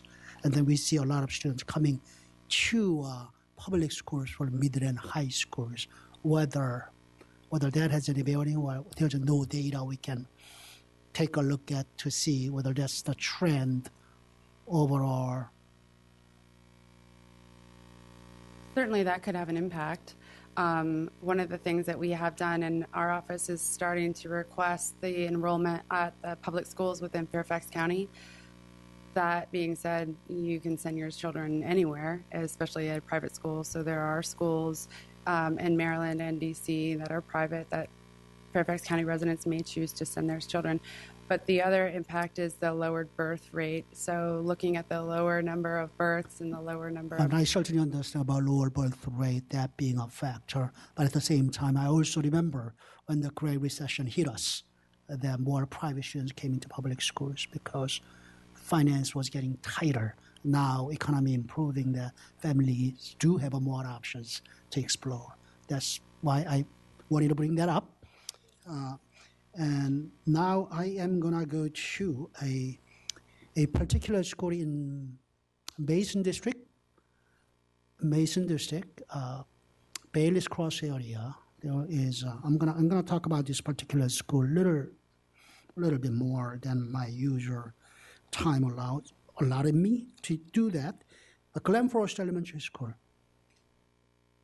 Numbers seem to show that may not be using 100% of its capacity, which is very deceiving because it is using a lot of trailers and modulars. I'm going to go to those numbers, but whether we have any plan, because I somehow don't see it within the next 10 years to have another elementary school to alleviate the situation at Glen Forest Elementary School. Am I correct that there is no additional elementary school being planned in that area? You are correct. Could you tell us why that is so? Well, Glen Forest is a unique school. There's no doubt about It is a unique school. Yeah, it is. And I'm going to tell you why it is a unique school. So we have 2 modulars there. So those are part of the capacity. They have some special programs. From our perspective, we have some space at other schools nearby which would offer a no-cost solution potentially to solve the issue at Glen Forest. There's capacity in the surrounding schools. Could you tell us which schools have a capacity to relieve Glen Forest? Correct. Which schools? Lower and Upper Baileys. They have sufficient space. And we had to have upper school to alleviate the overcrowding at the Baileys, which now there's rooms. So why aren't you considering it? We are. We are. Yes. We are. The last time I visited Glen Forest, that when more than half of the students were being taught in either trailers or modulars. Modulars, and as my colleague from my Mount Vernon district stated, that many of those supersized trailers that, looking at the numbers, even though the projection may be showing that from next year the enrollment may be declining at the Glenforce without boundary change, without program change, but another set of data also shows that for the last 4 or 5 years, it's been growing steadily up until this point. So when you say it's going to go down, it's going to decline from next year, until I actually see the numbers, I have a hard time believing that, because it has been growing all along. It has been growing all along.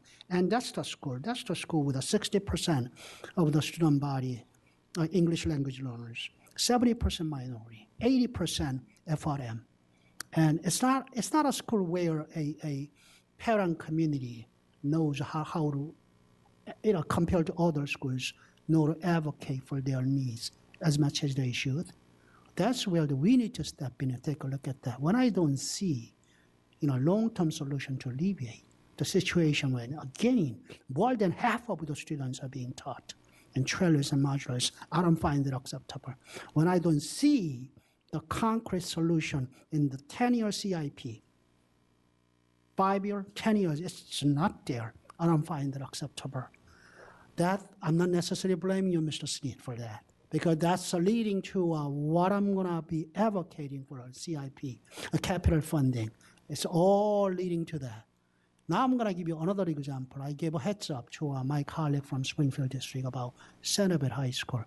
You gave in the membership analysis that Centerville is one of those few schools losing about 80% of our students to outside the Centerville pyramid. I said losing. I mean, I could even speculate that maybe overcrowding situations, having to be educated in those modulars and trailers, so many of them, the Centerville has, and there's no solution in sight to be able to take care of those problems. That may be one of the reasons that kids might not want to go to Centerville.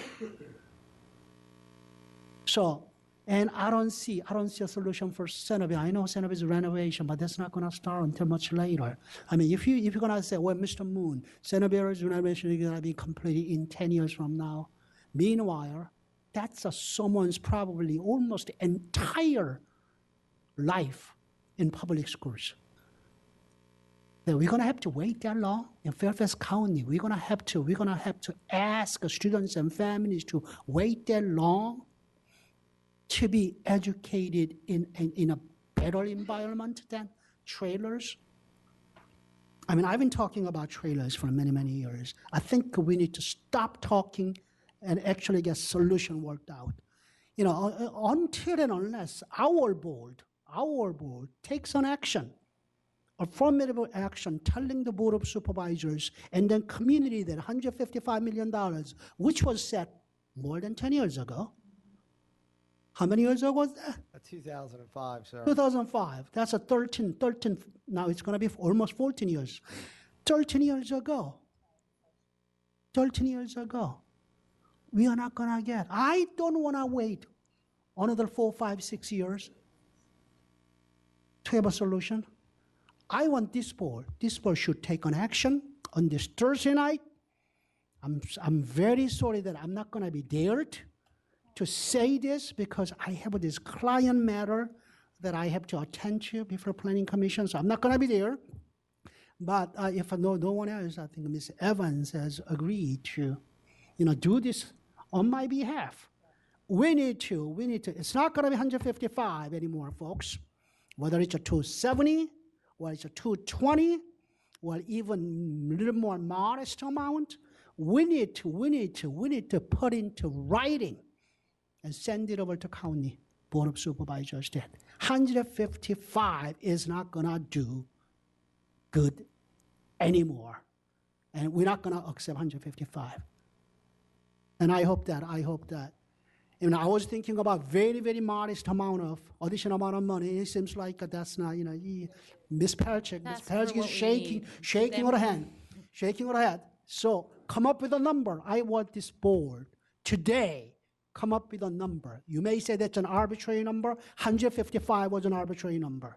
Let's come up with a number, because we need, anyway, it's not, we need up to 270. So let's come up with a number, put it before County Board of Supervisors. We need to do that, and we need to take an action on that on Thursday night with a unanimous support from this board. Sorry that I'm not there, so it's not going to be 12 to nothing. Thank you. All right, we have Ms. McLaughlin, followed by Ms. Keys-Gamarra. Well, I'm very thankful to be coming right behind Mr. Moon and his passion, and it's refreshing to see additional board members bringing forward this level of energy on issues. I agree with Mr. Moon. I would humbly suggest that one of the ways we can approach this is it's got to be based on fiscal responsibility, only because I think if we come at something with what our true need is, we can say that. But what the ask still has to be within the limits. Otherwise, the Board of Supervisors will shut us down, and they will actually make it look like, once again, the school board doesn't know what they're talking about. So what I've heard in years past is that they set the limit based on our AAA bond rating and, what we can go out and take as a bond that isn't going to compromise it. And Mr. Moon, you've been excellent in years past when we've met with County Executive Ed Long and saying, if you look at the bond limits and where that sweet spot is on what you could go out and ask for an increased bond amount, and it would not hit the limit to where it compromises that AAA bond rating. And we're not there. The 155 annually is not, as I understand it, hitting that point. So my suggestion would be that Dr. Brabrand, we would need Susan Quinn and any other experts to be able to say, look, if listening to the county over the years and where they say their limits are, what is that limit then? What could we raise it to? And I do find it curious that if it was 12, 13 years ago, they set it at the 155, but where's inflation alone on what that number should be over time? So I'm very supportive of Mr. Moon's advocacy. I think on Thursday we absolutely should go out. But the more that we can set the number, the ask, we can speak to what we really need, which I think somebody said 270. And then we need to speak to what's within the framework of saying this would not hurt our bond rating in any capacity, but we can't just keep sitting aside, not taking action. So Ms. Quinn, could you answer that first part? I do believe several years ago, the issue was the capacity of debt to the revenues or their expenditures. Right now, I believe the concern is more the debt service requirements. So how much more within their operating budget can they afford the debt service? So the conversation changed a little bit. Like I mentioned previously, it was more about their hitting their capacity of the borrowing ability. So that was one part of the discussion, and now it's more, how can we afford making that recurring debt service payment?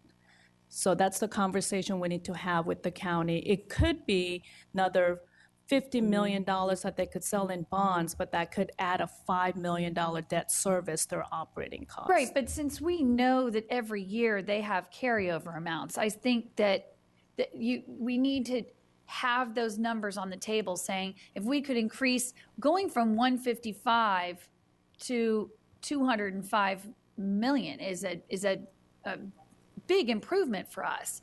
And a $5 million debt service hit is not been a problem from what I've seen in the way the county every year has their carryover amounts. So again, I think I wouldn't want a 50 million potential increase to be sidelined because they'd say, well, how do we take care of the debt service? The debt service sounds like it's a... Agree with you. I was just explaining the concern from the county's lens at the current moment. Sure, so. and that's why numbers are so important, because if we went with the number one and number two things, debt capacity, then debt service requirements, you talk in those kind of esoteric terms, the public just goes, oh, that all sounds scary and not really sure what that means. And so you guys just, I don't know. We'll just have to work with what we've got. I think we've got some real numbers here that we should think about. Mr. Moon, I think that even if it's not soon enough for staff to pull together a recommendation, because I do think whether or not 155 was arbitrary or not, we don't need to be arbitrary. The more informed we are with what our ask is, it will be more difficult for them to reject the request. I also don't want to cause them to feel like we once again created an us versus them. So I think if we did a follow-on motion that captured Mr. Moon and all of our passion to stop talking about and actually lay out a plan, then maybe we don't have to have the specific dollar amount right now at that follow-on motion, but then is that something that we still have time to be able to do for the next CIP? I mean, for this, because Mr. Moon is, I think if I understand correctly, so we're going to pass our CIP and then we send it over to the county so the county reconciles it with theirs. So I'm in full agreement. I don't want to sit another year if we don't have to. And I guess my next step request to staff would be taking Mr. Moon's advocacy, what realistically can we do to put forward a proposal by Thursday that allows us to have an informed request. And let me say that is a perfect segue into a comment I want to make. The county executive has been here 3 weeks. I've already discussed this, and a set of plans are in motion. The cake is not baked yet. I will have something to share with this board, I hope no later than Thursday, of short-term, because I don't have the long-term answer, but short-term, changing the status quo of 155. Mm-hmm. I know it needs to be changed. I hear you. I just want to give a little time as I'm building a relationship with the new county executive. He's asked for information. We are providing him information. I don't have all the details locked up today, but I hope to have more that would be able to inform this board by Thursday. And even if I don't, I recognize the board feels there's a need to say time for the status quo is over and we need to do more.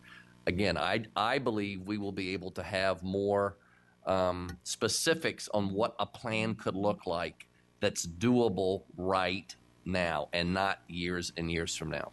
Can I just ask a follow-up question to you, Dr. Brabrand? Why can we not have a very simple conversation? I've been saying this for a very long time. I've been discussing it with facilities. Why can we not discuss proportionality? I mean, this is very simple on the square footage, and there are impacts related to the degree of impact, a school building takes between the day plus community use versus, an office building that's used from 8 o'clock in the morning till 5 o'clock in the evening, Monday through Friday. And so I just think that it's a very simple conversation that we've been sidelined on repeatedly for years. We need to get to proportionality. They cannot take 60+% of the CIP money when they have 40% of the square footage, and we have 60+% of the square footage that is much higher impact use, and we get a disproportional amount of money. That it makes it very simple. It doesn't. It's not. We don't have to navigate a path to it. The path's already laid. Okay. Okay. You have to. Yeah. You do. Just go through me if you have follow-ups, because we already have people who've so comments on Scott's comments. Okay. Ms. Corbett-Sanders and Mr. Moon. Thank you. Scott, I appreciate that you want to come to us on Thursday with a interim plan, but what this board needs to do as a board is, from a policy objective, really capture the comments that each of our colleagues have made thus far, which is that the demand on our buildings and the student experience has a significant impact on it's having a significant impact because we're only spending $155 million a year on capital investment, and that unless we address this, then the long-term impacts aren't known. And along those lines, I mean, we have schools with 126% at capacity. I asked you this before, and I am happy to wait for it, but what is the optimum capacity and optimum usage for a building? Following along on what Elizabeth is saying, is the optimum capacity actually 95% or 90%? And when we talk about our capacity, we are actually kind of misinterpreting or misrepresenting our capacity usage because we say it's 126%, but we're taking into account those modulars. And those modulars are not the student experience that we want for our kids. And so if we looked at our brick and mortar only, I think that we would have a significantly different number on what the capacity is for each of our schools. All right, so that was, you actually asked like 4 questions in the one statement. So when we think about, and it's difficult to answer what would be the optimum capacity. And when we look at elementary schools, we typically think around 95. For middle and high school, at 100. And one of the primary reasons that there's a difference is middle and high, the kids were switching between classrooms. And I mean, I can give you an example how high efficiently they run. Marshall High School is a couple of hundred over capacity. It's a newly renovated school, so it has all the workrooms and things that you don't see in some of the older facilities. Well, there's only 4 that don't have these rooms, but they were able to manage.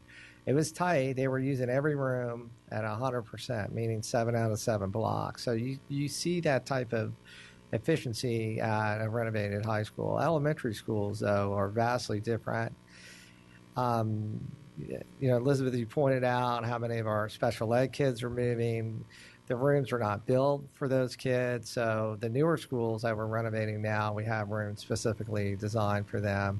And we have a vast difference in the class size depending on the school. So it makes it really, really difficult to know. So some of these schools just require significantly more support. We can certainly extricate the modulars there out, which is fine. We can rerun if you want us to look and say without the modular, what would be the capacity of the school? We could. A school like Centerville or Chantilly, which are always ones that we worry about, in their current. I mean, they each. I think one has an 18 classroom and the other 16 or 16 and 14. I mean, once we take those out, I mean, it's going to be a disaster. It's going to look like they're almost 200% over capacity. Mm-hmm. So we can certainly do that. I think we should put that down as a next step because I think we've been asking for that for a little while. We have been a little reluctant to do that. I know it's not. It's not blame on you guys, but I think we need to have those numbers because that will make this argument that we're making even stronger. So, my colleagues, I'm just going to tell you what I'm going to do. At 1:30, we're breaking. Wherever we are, if we have to come back, we'll come back with you guys. Hopefully, we can wrap this up. But if not, at 1:30, we're going to break for lunch. So, Mr. Menu, to follow up to Dr. Braybrand's and then comments. I'll be able to and actually finish my turn. Okay, thank you. I'm glad the superintendent will be able to talk with the new county executive next few days, and bring something back to us by Thursday. Having said that, I stand by what I said earlier. It's a high time for this board take a position. Give them a number. For them to either accept or reject or counter offer or whatever. I have one request to superintendent and one question to the staff or superintendent. One request is, one of the questions that I did ask at the last time we had a joint meeting with the county supervisors was that how many trailers is county using for county services? I have not gotten a response. How many trailers are they using for constituent services? We are using close to 800 for instructional Right. needs. All right. We have other trailers for other administrative purposes too, but we are using 800 for instructional purposes. How many are they using? And how they feel about it, that, and also whether this Thursday it'll drop that last date that we have to take an action on CIP. Whether we can do this 2 weeks later, if we need to have a little more time. That's what I want to hear from staff as to, because we need to send this over to county staff, county executive, so that he can incorporate it into his proposal to the supervisors. So I want to understand the timeline, whether if we don't do it this Thursday, whether they're not going to be able to do anything this year. I'm asking. Asking Dr. Brabrand. Yep, Jeff, what did they tell you? They said the deadline was what? What was the deadline? February 1st. Okay. So that's the deadline that they shared. We just asked. That's Thursday a week, by the way. But I do think it's more than fair, given the discussions that we're having, that we can take some of, if productive information comes in our collaboration with the county, that we can, in a week or 2 weeks, overlay what we've already done in the CIP. The bottom line is, folks, we have a new county executive. He's been here 3 weeks. There's a window of opportunity to do things differently. It's clear this thing is built over a decade. I want to fix it. So I think what we need to do is balance, how does the board completely express that enough is enough and the era of status quo and CIP is over, with an opportunity to see if we can do business differently between the two executives in the school system and the county and the two boards. So Right. I need a little help with you guys on that as well. I certainly think it's a deadline that I have not talked to the county executive to go, look, February 1st, really, can we have one more month and knock out a plan that gives us more? I'm just not there yet. I may be before Thursday, but I'm not not there today. And my take on this one is this. This is a schedule for action for this Thursday. Correct.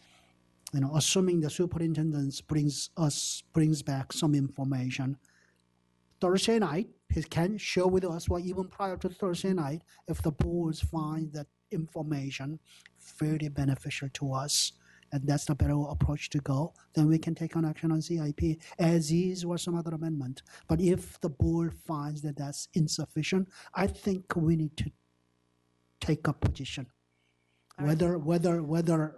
Whether we have a new county executive who is willing to work with us or not. If we don't, based upon my close to 20 years of experience on the board, it's not going to happen for the next 5 years. And Mr. Moon, you're not going to be here, so will you please work with the chair to make sure your advocacy is understood and someone's representing your opinions? I actually had been working for some sort of emotion from staff, language, so that you're I waiting could. on that. Yeah, Okay. I could still work on it, but I have not gotten it. Okay. And so I'm still waiting from staff member to get the motion, and then I'll work with Miss Evans, because she's going to be the one who's actually going to be making the most. All right, so you've already chosen a board member. I just wanted to make sure you had a plan in place for making That's sure your my advocacy. plan is to wait to get the language from Okay. staff. All right, thank you. Ms. McLaughlin finishing up, and following by Ms. Keys-Gamarra and then Ms. Evans. I do want to just point out, because of the February 1st deadline of when they asked for it and when our school board meetings were scheduled for, we're doing it actually a week in advance of their deadline. So if we really wanted to not make this a whole big deal, I think it's possible that we would just say, we're postponing our vote by 2 weeks. It makes us 1 week later than the February 1st deadline, because we would vote on it then Thursday, February 8th. I've got the calendar pulled up right. So I do think it would be perfectly reasonable, and not wanting to overcomplicate this thing. It's a simple equation of what would be, the rate of inflation on the 155, or go with what is their debt capacity and their debt service requirements, and that number can be decided probably within a week. They may not like the number, but I think if staff helps us say, if we put in this request, it's not onerous on the county supervisors to go up to that level, then that at least gives us something to think about. Right. So anyway, in terms of the other things that I wanted to raise, first of all, I will not use this time to go into the things that I think are needing attention in Braddock District. I know some people did, and that's why we were at 30 minutes. So I'm going to just stay high level and just prepare Jeff and Kevin that there are things I've talked to you about over the past couple years. You've shared with me that you've got to kind of triage, but there are some things that cannot be left alone anymore. And I want to point out to my colleagues, Wakefield Forest Elementary in the Woodson Pyramid is scheduled to be at 142% capacity. It's already at 133. It's number one on the list of all of our elementary schools in the county and will be by the 5-year projection. So that one's got to be attended to right away. High level, I kind of had hoped we as a board would have had some high level dialogue of countywide issues we're facing. 4,400 elementary school students are transported for our AAP program.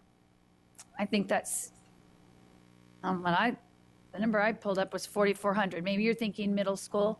Yeah, just elementary school alone. So I think at some point, Dr. Brabrand, we tried talking about this about 5 years ago. When this school system decided to move from highly gifted designation to domain-specific giftedness, which means you're gifted in maybe one of the 4, academic areas. We have ballooned our AAP population, and this is a 70s model we're using, early 70s, if not late 60s. We just, if we want to redefine how we deliver AAP, I have no problem, but we've got to stop with this old model with this kind of growth, and figure out how do we best educate our advanced academic learners, but how do we also do it in a meaningful way? And I think transporting 4,400 elementary school kids, we have to start wondering if that's the right thing to do. And to any parents out there, AAP Center parents, I've had a son come through it. I am not proposing we shut down the centers. I don't want the panic coming through on this. I'm just saying we need to have a very important community engagement dialogue and academic analysis done on how do we do this. The second thing is that on figure 10, which was page 25 of the report, it was noted that for high school transfers by reason, there was 26 students for the alternative programs.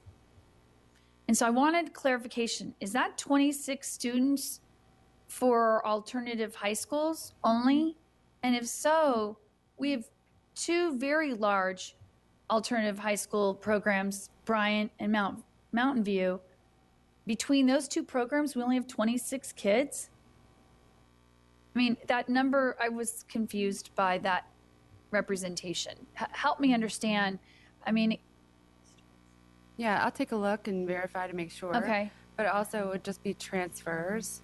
So if they are already bounded into that area, they would still be there. So, So we can get a better clarification of it. Yeah. Because if it is just transfers the way that's determined by the transfer policy versus they're requesting, right? Yeah, so. Right, that's what I think it is if you could have been a student at Mountain View, and and you would be assigned there. So depending on which school you matriculate from, so and if you're going to the other alternative. okay, so 26 is the ones who voluntarily ask, I would like to go there, versus the ones that the hearings office assigns there. Yeah, but we'll Yeah, I think clarify that would be, I think we need a comprehensive number, because we all know when you attend either one of those alternative high schools, that's a transportation cost. And so it's not just the voluntary attendees. I think we need to see all the numbers, and that would be for high school and middle school. Right, since you're asking for transportation costs, that's a totally different element. I see how they're commingled and could be misconstrued. So we'll provide you with them. Yeah. That's a good point. Okay.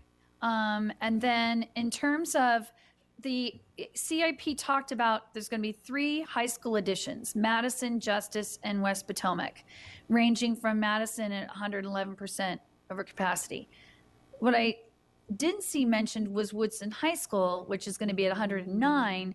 And I'm kind of wondering why Madison at 111 and Woodson 109. I mean, I know from hearing from our Woodson families and our teachers, the hallways are crowded, the classrooms are crowded. So I know we've looked at maybe some other options, and maybe that's what you guys were thinking, but it did strike me as interesting that, how did you determine that those 3 had, they're already in planning, as I understand it too. This is We just haven't started yet, but one of the things with Madison is that it sits kind of at this hub of some other pyramids that are growing. I didn't want to telegraph necessarily boundary changes that may or may not occur, but that was the idea, was to ensure that Madison had adequate seats for their upcoming cohorts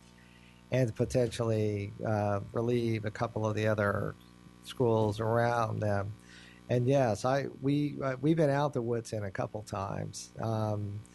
I believe at one of our meetings, you referenced the fact that we could potentially relocate some administrative functions from Woodson, and then that way the students, we could renovate that area and move the students in there. okay. And I met with the principal to walk the area a couple of times. Okay. Well, I wanted it noted that that's a high school's had trouble. And at a macro level, I wanted to bring this to the attention of my colleagues. For those of us who were here when we did the Fairfax High School boundary adjustment to relieve overcrowding at Fairfax High School, and then the Annandale, boundary change to relieve overcrowding. Now, I hope everybody notes, Fairfax is going to be down to 95% capacity. Annandale's down to 88% capacity. And lo and behold, both boundaries where they shoved more students into Woodson is now going to be at 109. So, this is one of the difficulties we have, I know. And it's not a criticism to staff, but it is to say those were very painful high school boundary adjustments. And now all we ended up doing was relieving the overcrowding at 2 high schools and shoved it into another one. So this is not an easy thing. I don't want to oversimplify it. I'm disappointed, though, because it is being felt. And I think it's just a way for us to be mindful that it's a tricky business, and I hope we can continue to try and figure out how to do that. And then I wanted to note that I do have some very strange attendance boundary islands that in both Lake Braddock and Woodson that I'm going to very much want to clean up. But all of that said, to the point about Ms. Hines' amendments, support them. I grew up in Northern California and was all about the environment, so I'm appreciative that she brought that up, and I think it's a good thing for us to do. However, whether it's now, we need it at some point. For Mr. Plattenberg to please weigh in. Is her language presenting any problems that we need to be mindful of? Because I think all of us want to support a good amendment, but we don't want to, through unintentional language structure, create a problem. So if you have any recommended revisions because you don't want us to create a new headache, we should know that. Exactly, and that's, her language was broad, and that was the intent, and I like that. But whenever there is the opportunity for it to obligate future boards or existing ones, that's the only reason why I sent out a note to her, just to try and have some clarification and some tweaks. Okay, so I guess what I would say to my colleagues is I'm hopeful that when we get to the board table on Thursday, there'll just be clarity that staff is in support of what her amendment is, so that we don't, or at least we understand the rationale of why hers doesn't look like it. And again, thank you for the great work you guys did. This is really outstanding. And I look forward to our upcoming meeting. Ms. Keys-Gamarra and Ms. Evans. Did I turn it? Okay. I think I took everything off my list that everybody already said, but I just want to accentuate with respect to the bond amount. I just want to make sure that we're accurate. Reality is more important, I think, than trying to make sure that we don't offend the county. Did I say that? In any case, I do think that we need to be accurate so that people understand what our real needs are. So that's what I'm going to say about that. I also wanted to follow up on Ms. Schultz's comments with respect to transfers related to special education. That's very concerning to me. And so I'd like to dig into that a little bit deeper as to why that is. It may be, in fact, because the facilities are not appropriate to provide the services that we need. If that is the case, that needs to become a broader and more detailed discussion so that when we're making these requests, it also addresses those concerns. I am very concerned about this community and how this may impact their quality of life and busing and transportation, and it's already difficult, and then, et cetera, et cetera. So that's as quick as I can be on that one.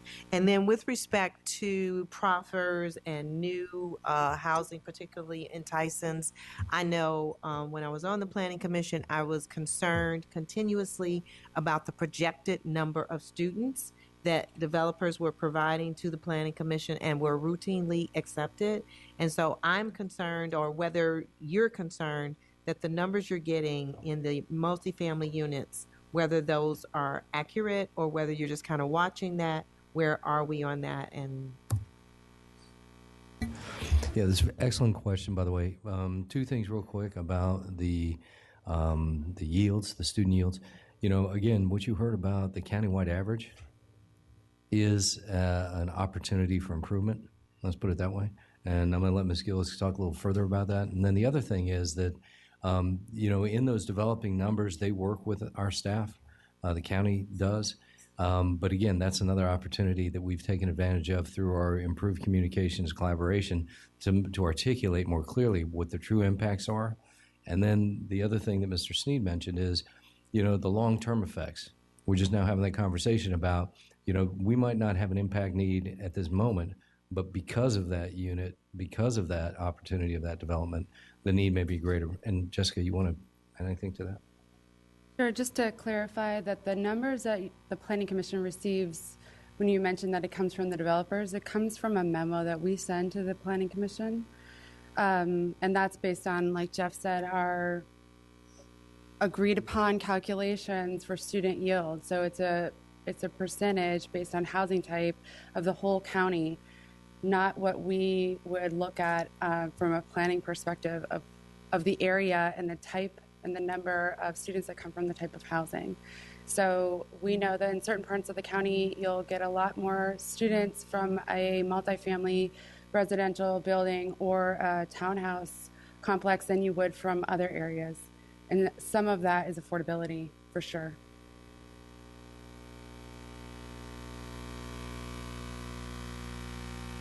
Right, Ms. Evans. Yes, thank you very much. And I also want to compliment you on the level of detail and the excellent proposal that you've brought to us. I want to follow up with some things and then add my add questions as well.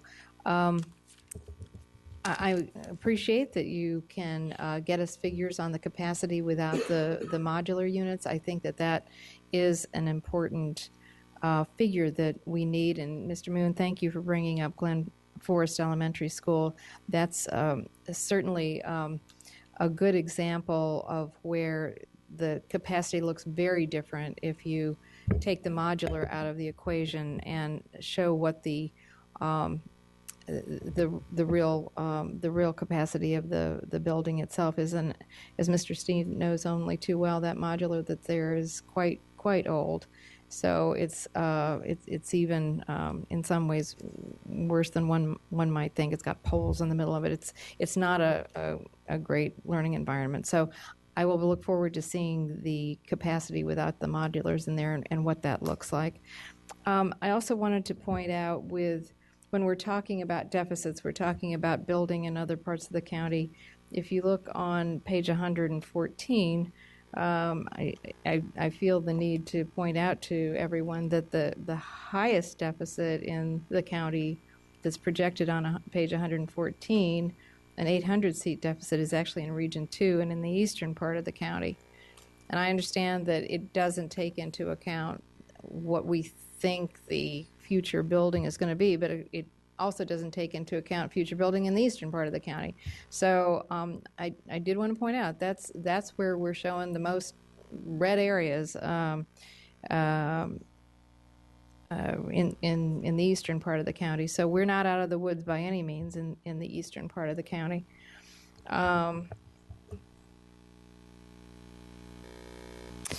On the Planning Commission, on the conversations that we've been having, and my colleagues will remember that Dahlia and I are the liaisons to the schools committee of the Planning Commission. So that's where we're having these conversations on a variety of topics, which this board did approve.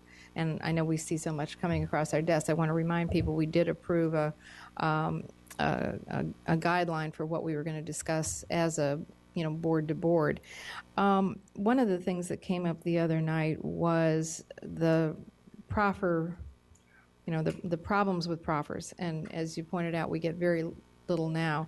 Do we have in hand a specific proposal that we would want to bring forth on changing the proffer formula, definition, where we can use it? Do we have something like that? Because I think from talking to some of the planning commissioners, and I've lost a couple of people here, but in talking to a couple of planning commissioners, I think they're possibly looking to us to bring them something on this issue. Well, we do in our heads. I mean, we have been articulating it, but we don't have anything formalized or codified. Certainly as a result of the outcroppings, any opportunity or any inroads, what was mentioned about Mr. Faust and what we've been doing in with that district is certainly game-changing or, really just new path on the process. And there are a number, without exposing those because they are discussions and negotiation, I think each one is rather unique depending on the development. That being said, I think there are some basic tenets that or in a structure that we could outline in some formalized way. But I'll let Mr. Sneed add any comment. He didn't want to add any comments. So. Well, is that something that we could write up for them and show them and propose to the Planning Commission? I mean, it may be an appropriate venue, I guess, to discuss at the Planning Commission as a possibility. Well, so I guess I would ask that as a next step, that we put that in writing, what we think would be the ideal, and as far as the entity that would approve that, would that be the Board of Supervisors? And then would they need new legislation from Richmond? No. The legislation that currently exists, and Mr. Sneed's done a really good job with the county, working with the county legal folks, and our interpretation is impact, and we can prove impact based upon any of these developments. So, okay. Well, but the language, I think that would be a good venue to have us through that subcommittee. That would be great, because I think if we have the Planning Commission, since we're in conversations, if we have something where we could together propose it to the Board of Supervisors, that might have more weight, that we are in agreement, and the Planning Commission, at least the Schools Committee, is in agreement. So I'll welcome seeing that as well. So I would be remiss if I didn't ask about Falls Church. We're thrilled that it was on the bond for planning, and just want to get it on the public record. I believe we're getting going pretty soon for that. Is that correct? Correct. Sometime later this spring, we'll start the planning. Okay. This spring, we're starting planning. That's correct. Thank you. All right.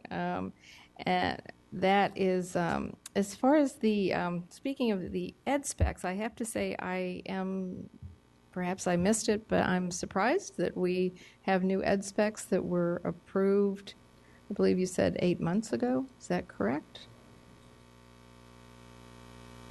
It was adopted by the superintendent. I think you probably need to put your microphone on, but. Yeah, that was my understanding. It was one of these things where it was staff work, to do the ed specs. We went through the process, the public process, and included teachers, included program specialists, and included school board members in that discussion. We did have conversations at our work session about the ed specs. Ms. Sneed, when did we have the conversation at the work session? How many work sessions? It was the year where we had a work session every month on facilities. We had a lot of, That was we did have a lot 2013, of conversations, but I don't remember us being brought the final. Well, again, it's my understanding, and I'll look to Mr. Sneed again, but I don't think historically we've brought that item, not that it can't be or can be, I have no preference, to the school board for adoption or approval. But Kevin, do you add to that, please? Jeff's correct. However, we can certainly, I can certainly happy to come back to a work session, show you what changes were made to which rooms. I have that information. Well, I would suggest that be something that we have a conversation about. Again, I don't have a problem that we didn't approve it, but I think there's enough interest in this that we would want to see the final and the comparison from the old and the new. And that, again, that means Falls Church will be the first high school under the new ed specs? Yeah, I mean, as we go along, these changes happen. We will incorporate them depending on the school. But yeah, it will be the first one under the full new ed spec. So as you can imagine, I will want to be sure that Falls Church doesn't get shortchanged as a result of being, I mean, seriously. I mean, anytime we change Nobody's things. ever accused me of shortchanging them, but that's okay. No, but you understand what I'm saying. If there are significant changes, I would want to be sure, because every so often we talk about, we should do it more minimally. Save money by doing something more minimally. So that's just want to make sure that they get everything that's coming to them. They waited a long time, as you know.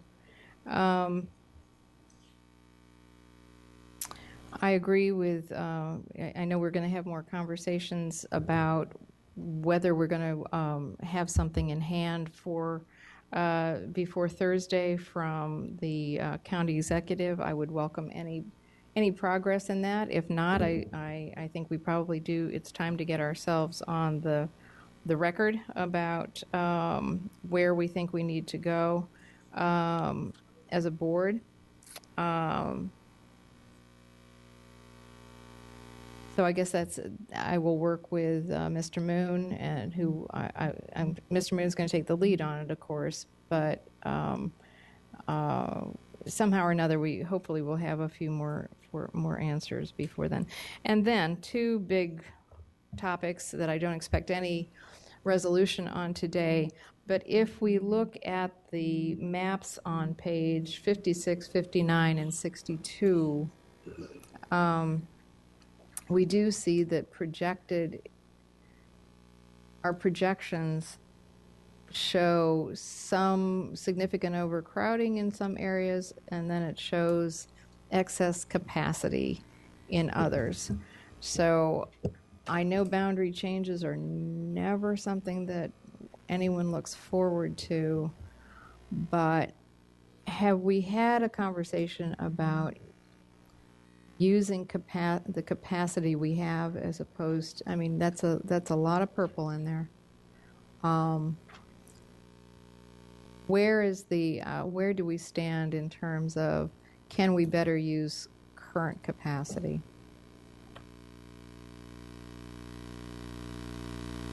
That's our advocacy, considering the amount of money that we have. Right. I mean, unless we had additional funds, that's really going to be the only way forward, obviously. Well, it seems we're planning a lot of building, correct?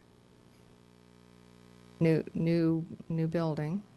Correct, but we don't have that. Development is not calculated in this future capacity, because you never know what the timing of that is going to be. Almost every time when you talk to a developer, they'll tell you a timeline that's quicker than is actually realized. And the fear that we have is if we committed capital dollars to a project that wasn't necessary and delayed something else, that would be a problem. So we don't building sooner than you need it is something that we try to avoid. Right. And I know that's tough because you're trying to get ahead of it. You're trying to get ahead of seeing this be a sea of red, which in years past we have had. There have been times when we have had a sea of red, and I know you want to get ahead of it. So That'd be great. It will probably look like a sea of red once they take out the modulars. But okay, well, that would help inform us, and so I think we've come around to feeling that Just to that is follow up on yes. that, Mhm. we thought the same thing about a possible solution to our capacity and the capacity deficit. So throughout each of the this capacity section, starting on the pages that you were talking about, if we thought that there was a potential boundary adjustment with schools having a capacity surplus, we offered it as option H, included in the capacity solutions. Okay.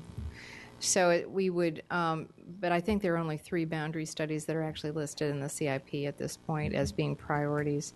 So I guess between now and this time next year, I guess I would urge that we take a closer look at some of those and see if there are other things that make sense to do. As difficult as it is. And speaking of difficult to do, this board needs to discuss and have a conversation and deal with socioeconomic resegregation. That's not something we're going to start today at 1:30 in the afternoon, but we have seen in some of our areas the demographics change significantly.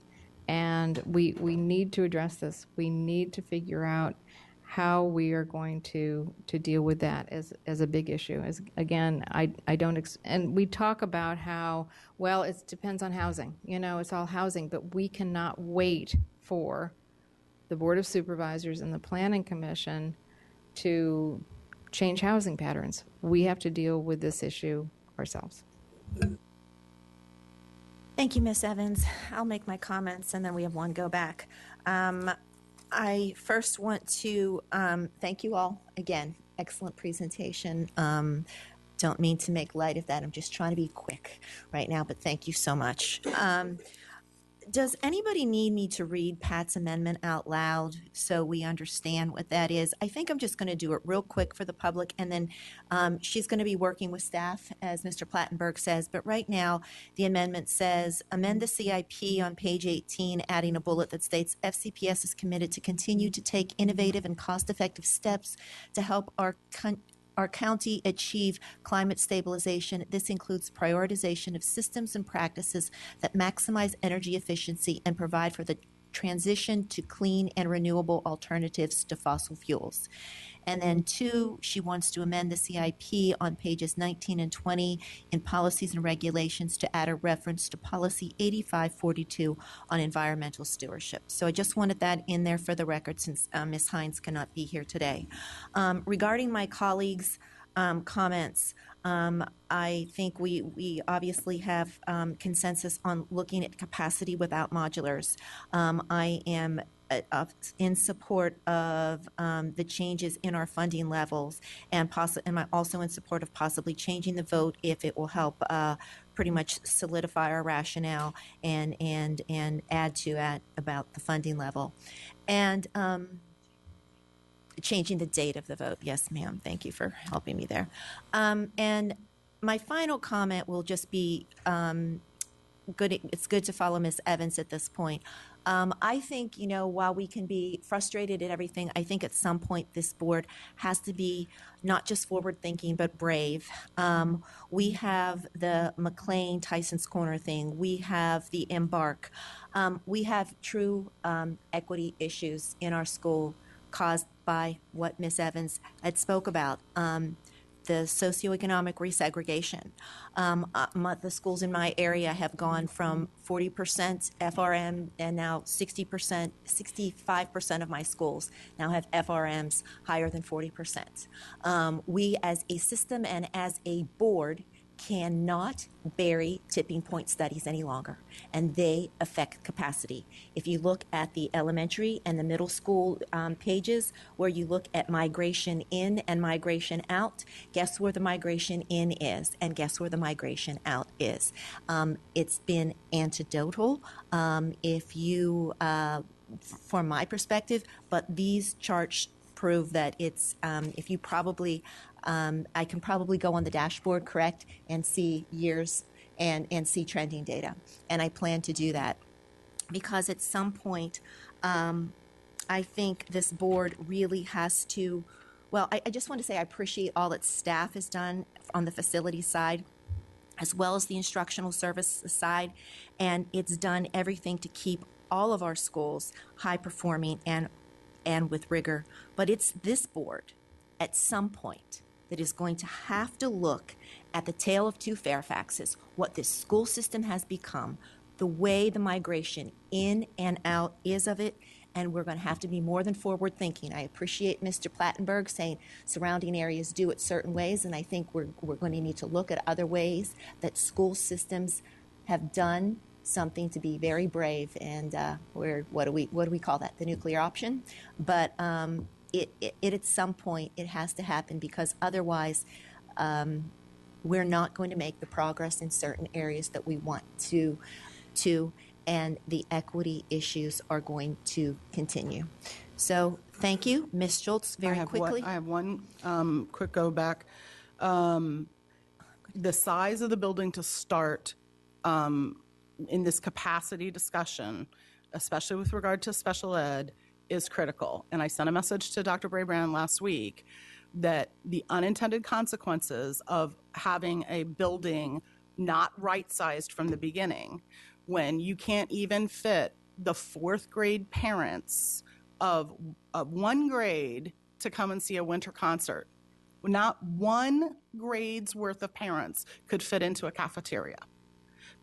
And a concert that used to be a fourth, fifth, and sixth grade. So you've broken it down to an individual grade, and there's not even enough seats for parents. That's a right size issue. And how far children have to travel for special ed. I'm sorry, I'm going to do this because the tale of two Fairfaxes includes this.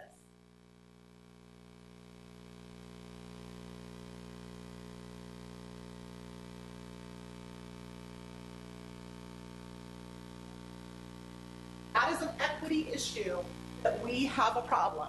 And we have overbalanced and created problems in some areas of the county, and all the special ed children in that area, all the elementary students, all the middle school students, they are traveling exponentially further on the tale of two Fairfaxes. This is a different kind of equity, and you have to understand the magnitude of the fact that we have a resource stewardship issue that isn't addressed in here. And the one thing that I just realized that's not in here on the priority boundary adjustments, and I have a major problem because the story's worse.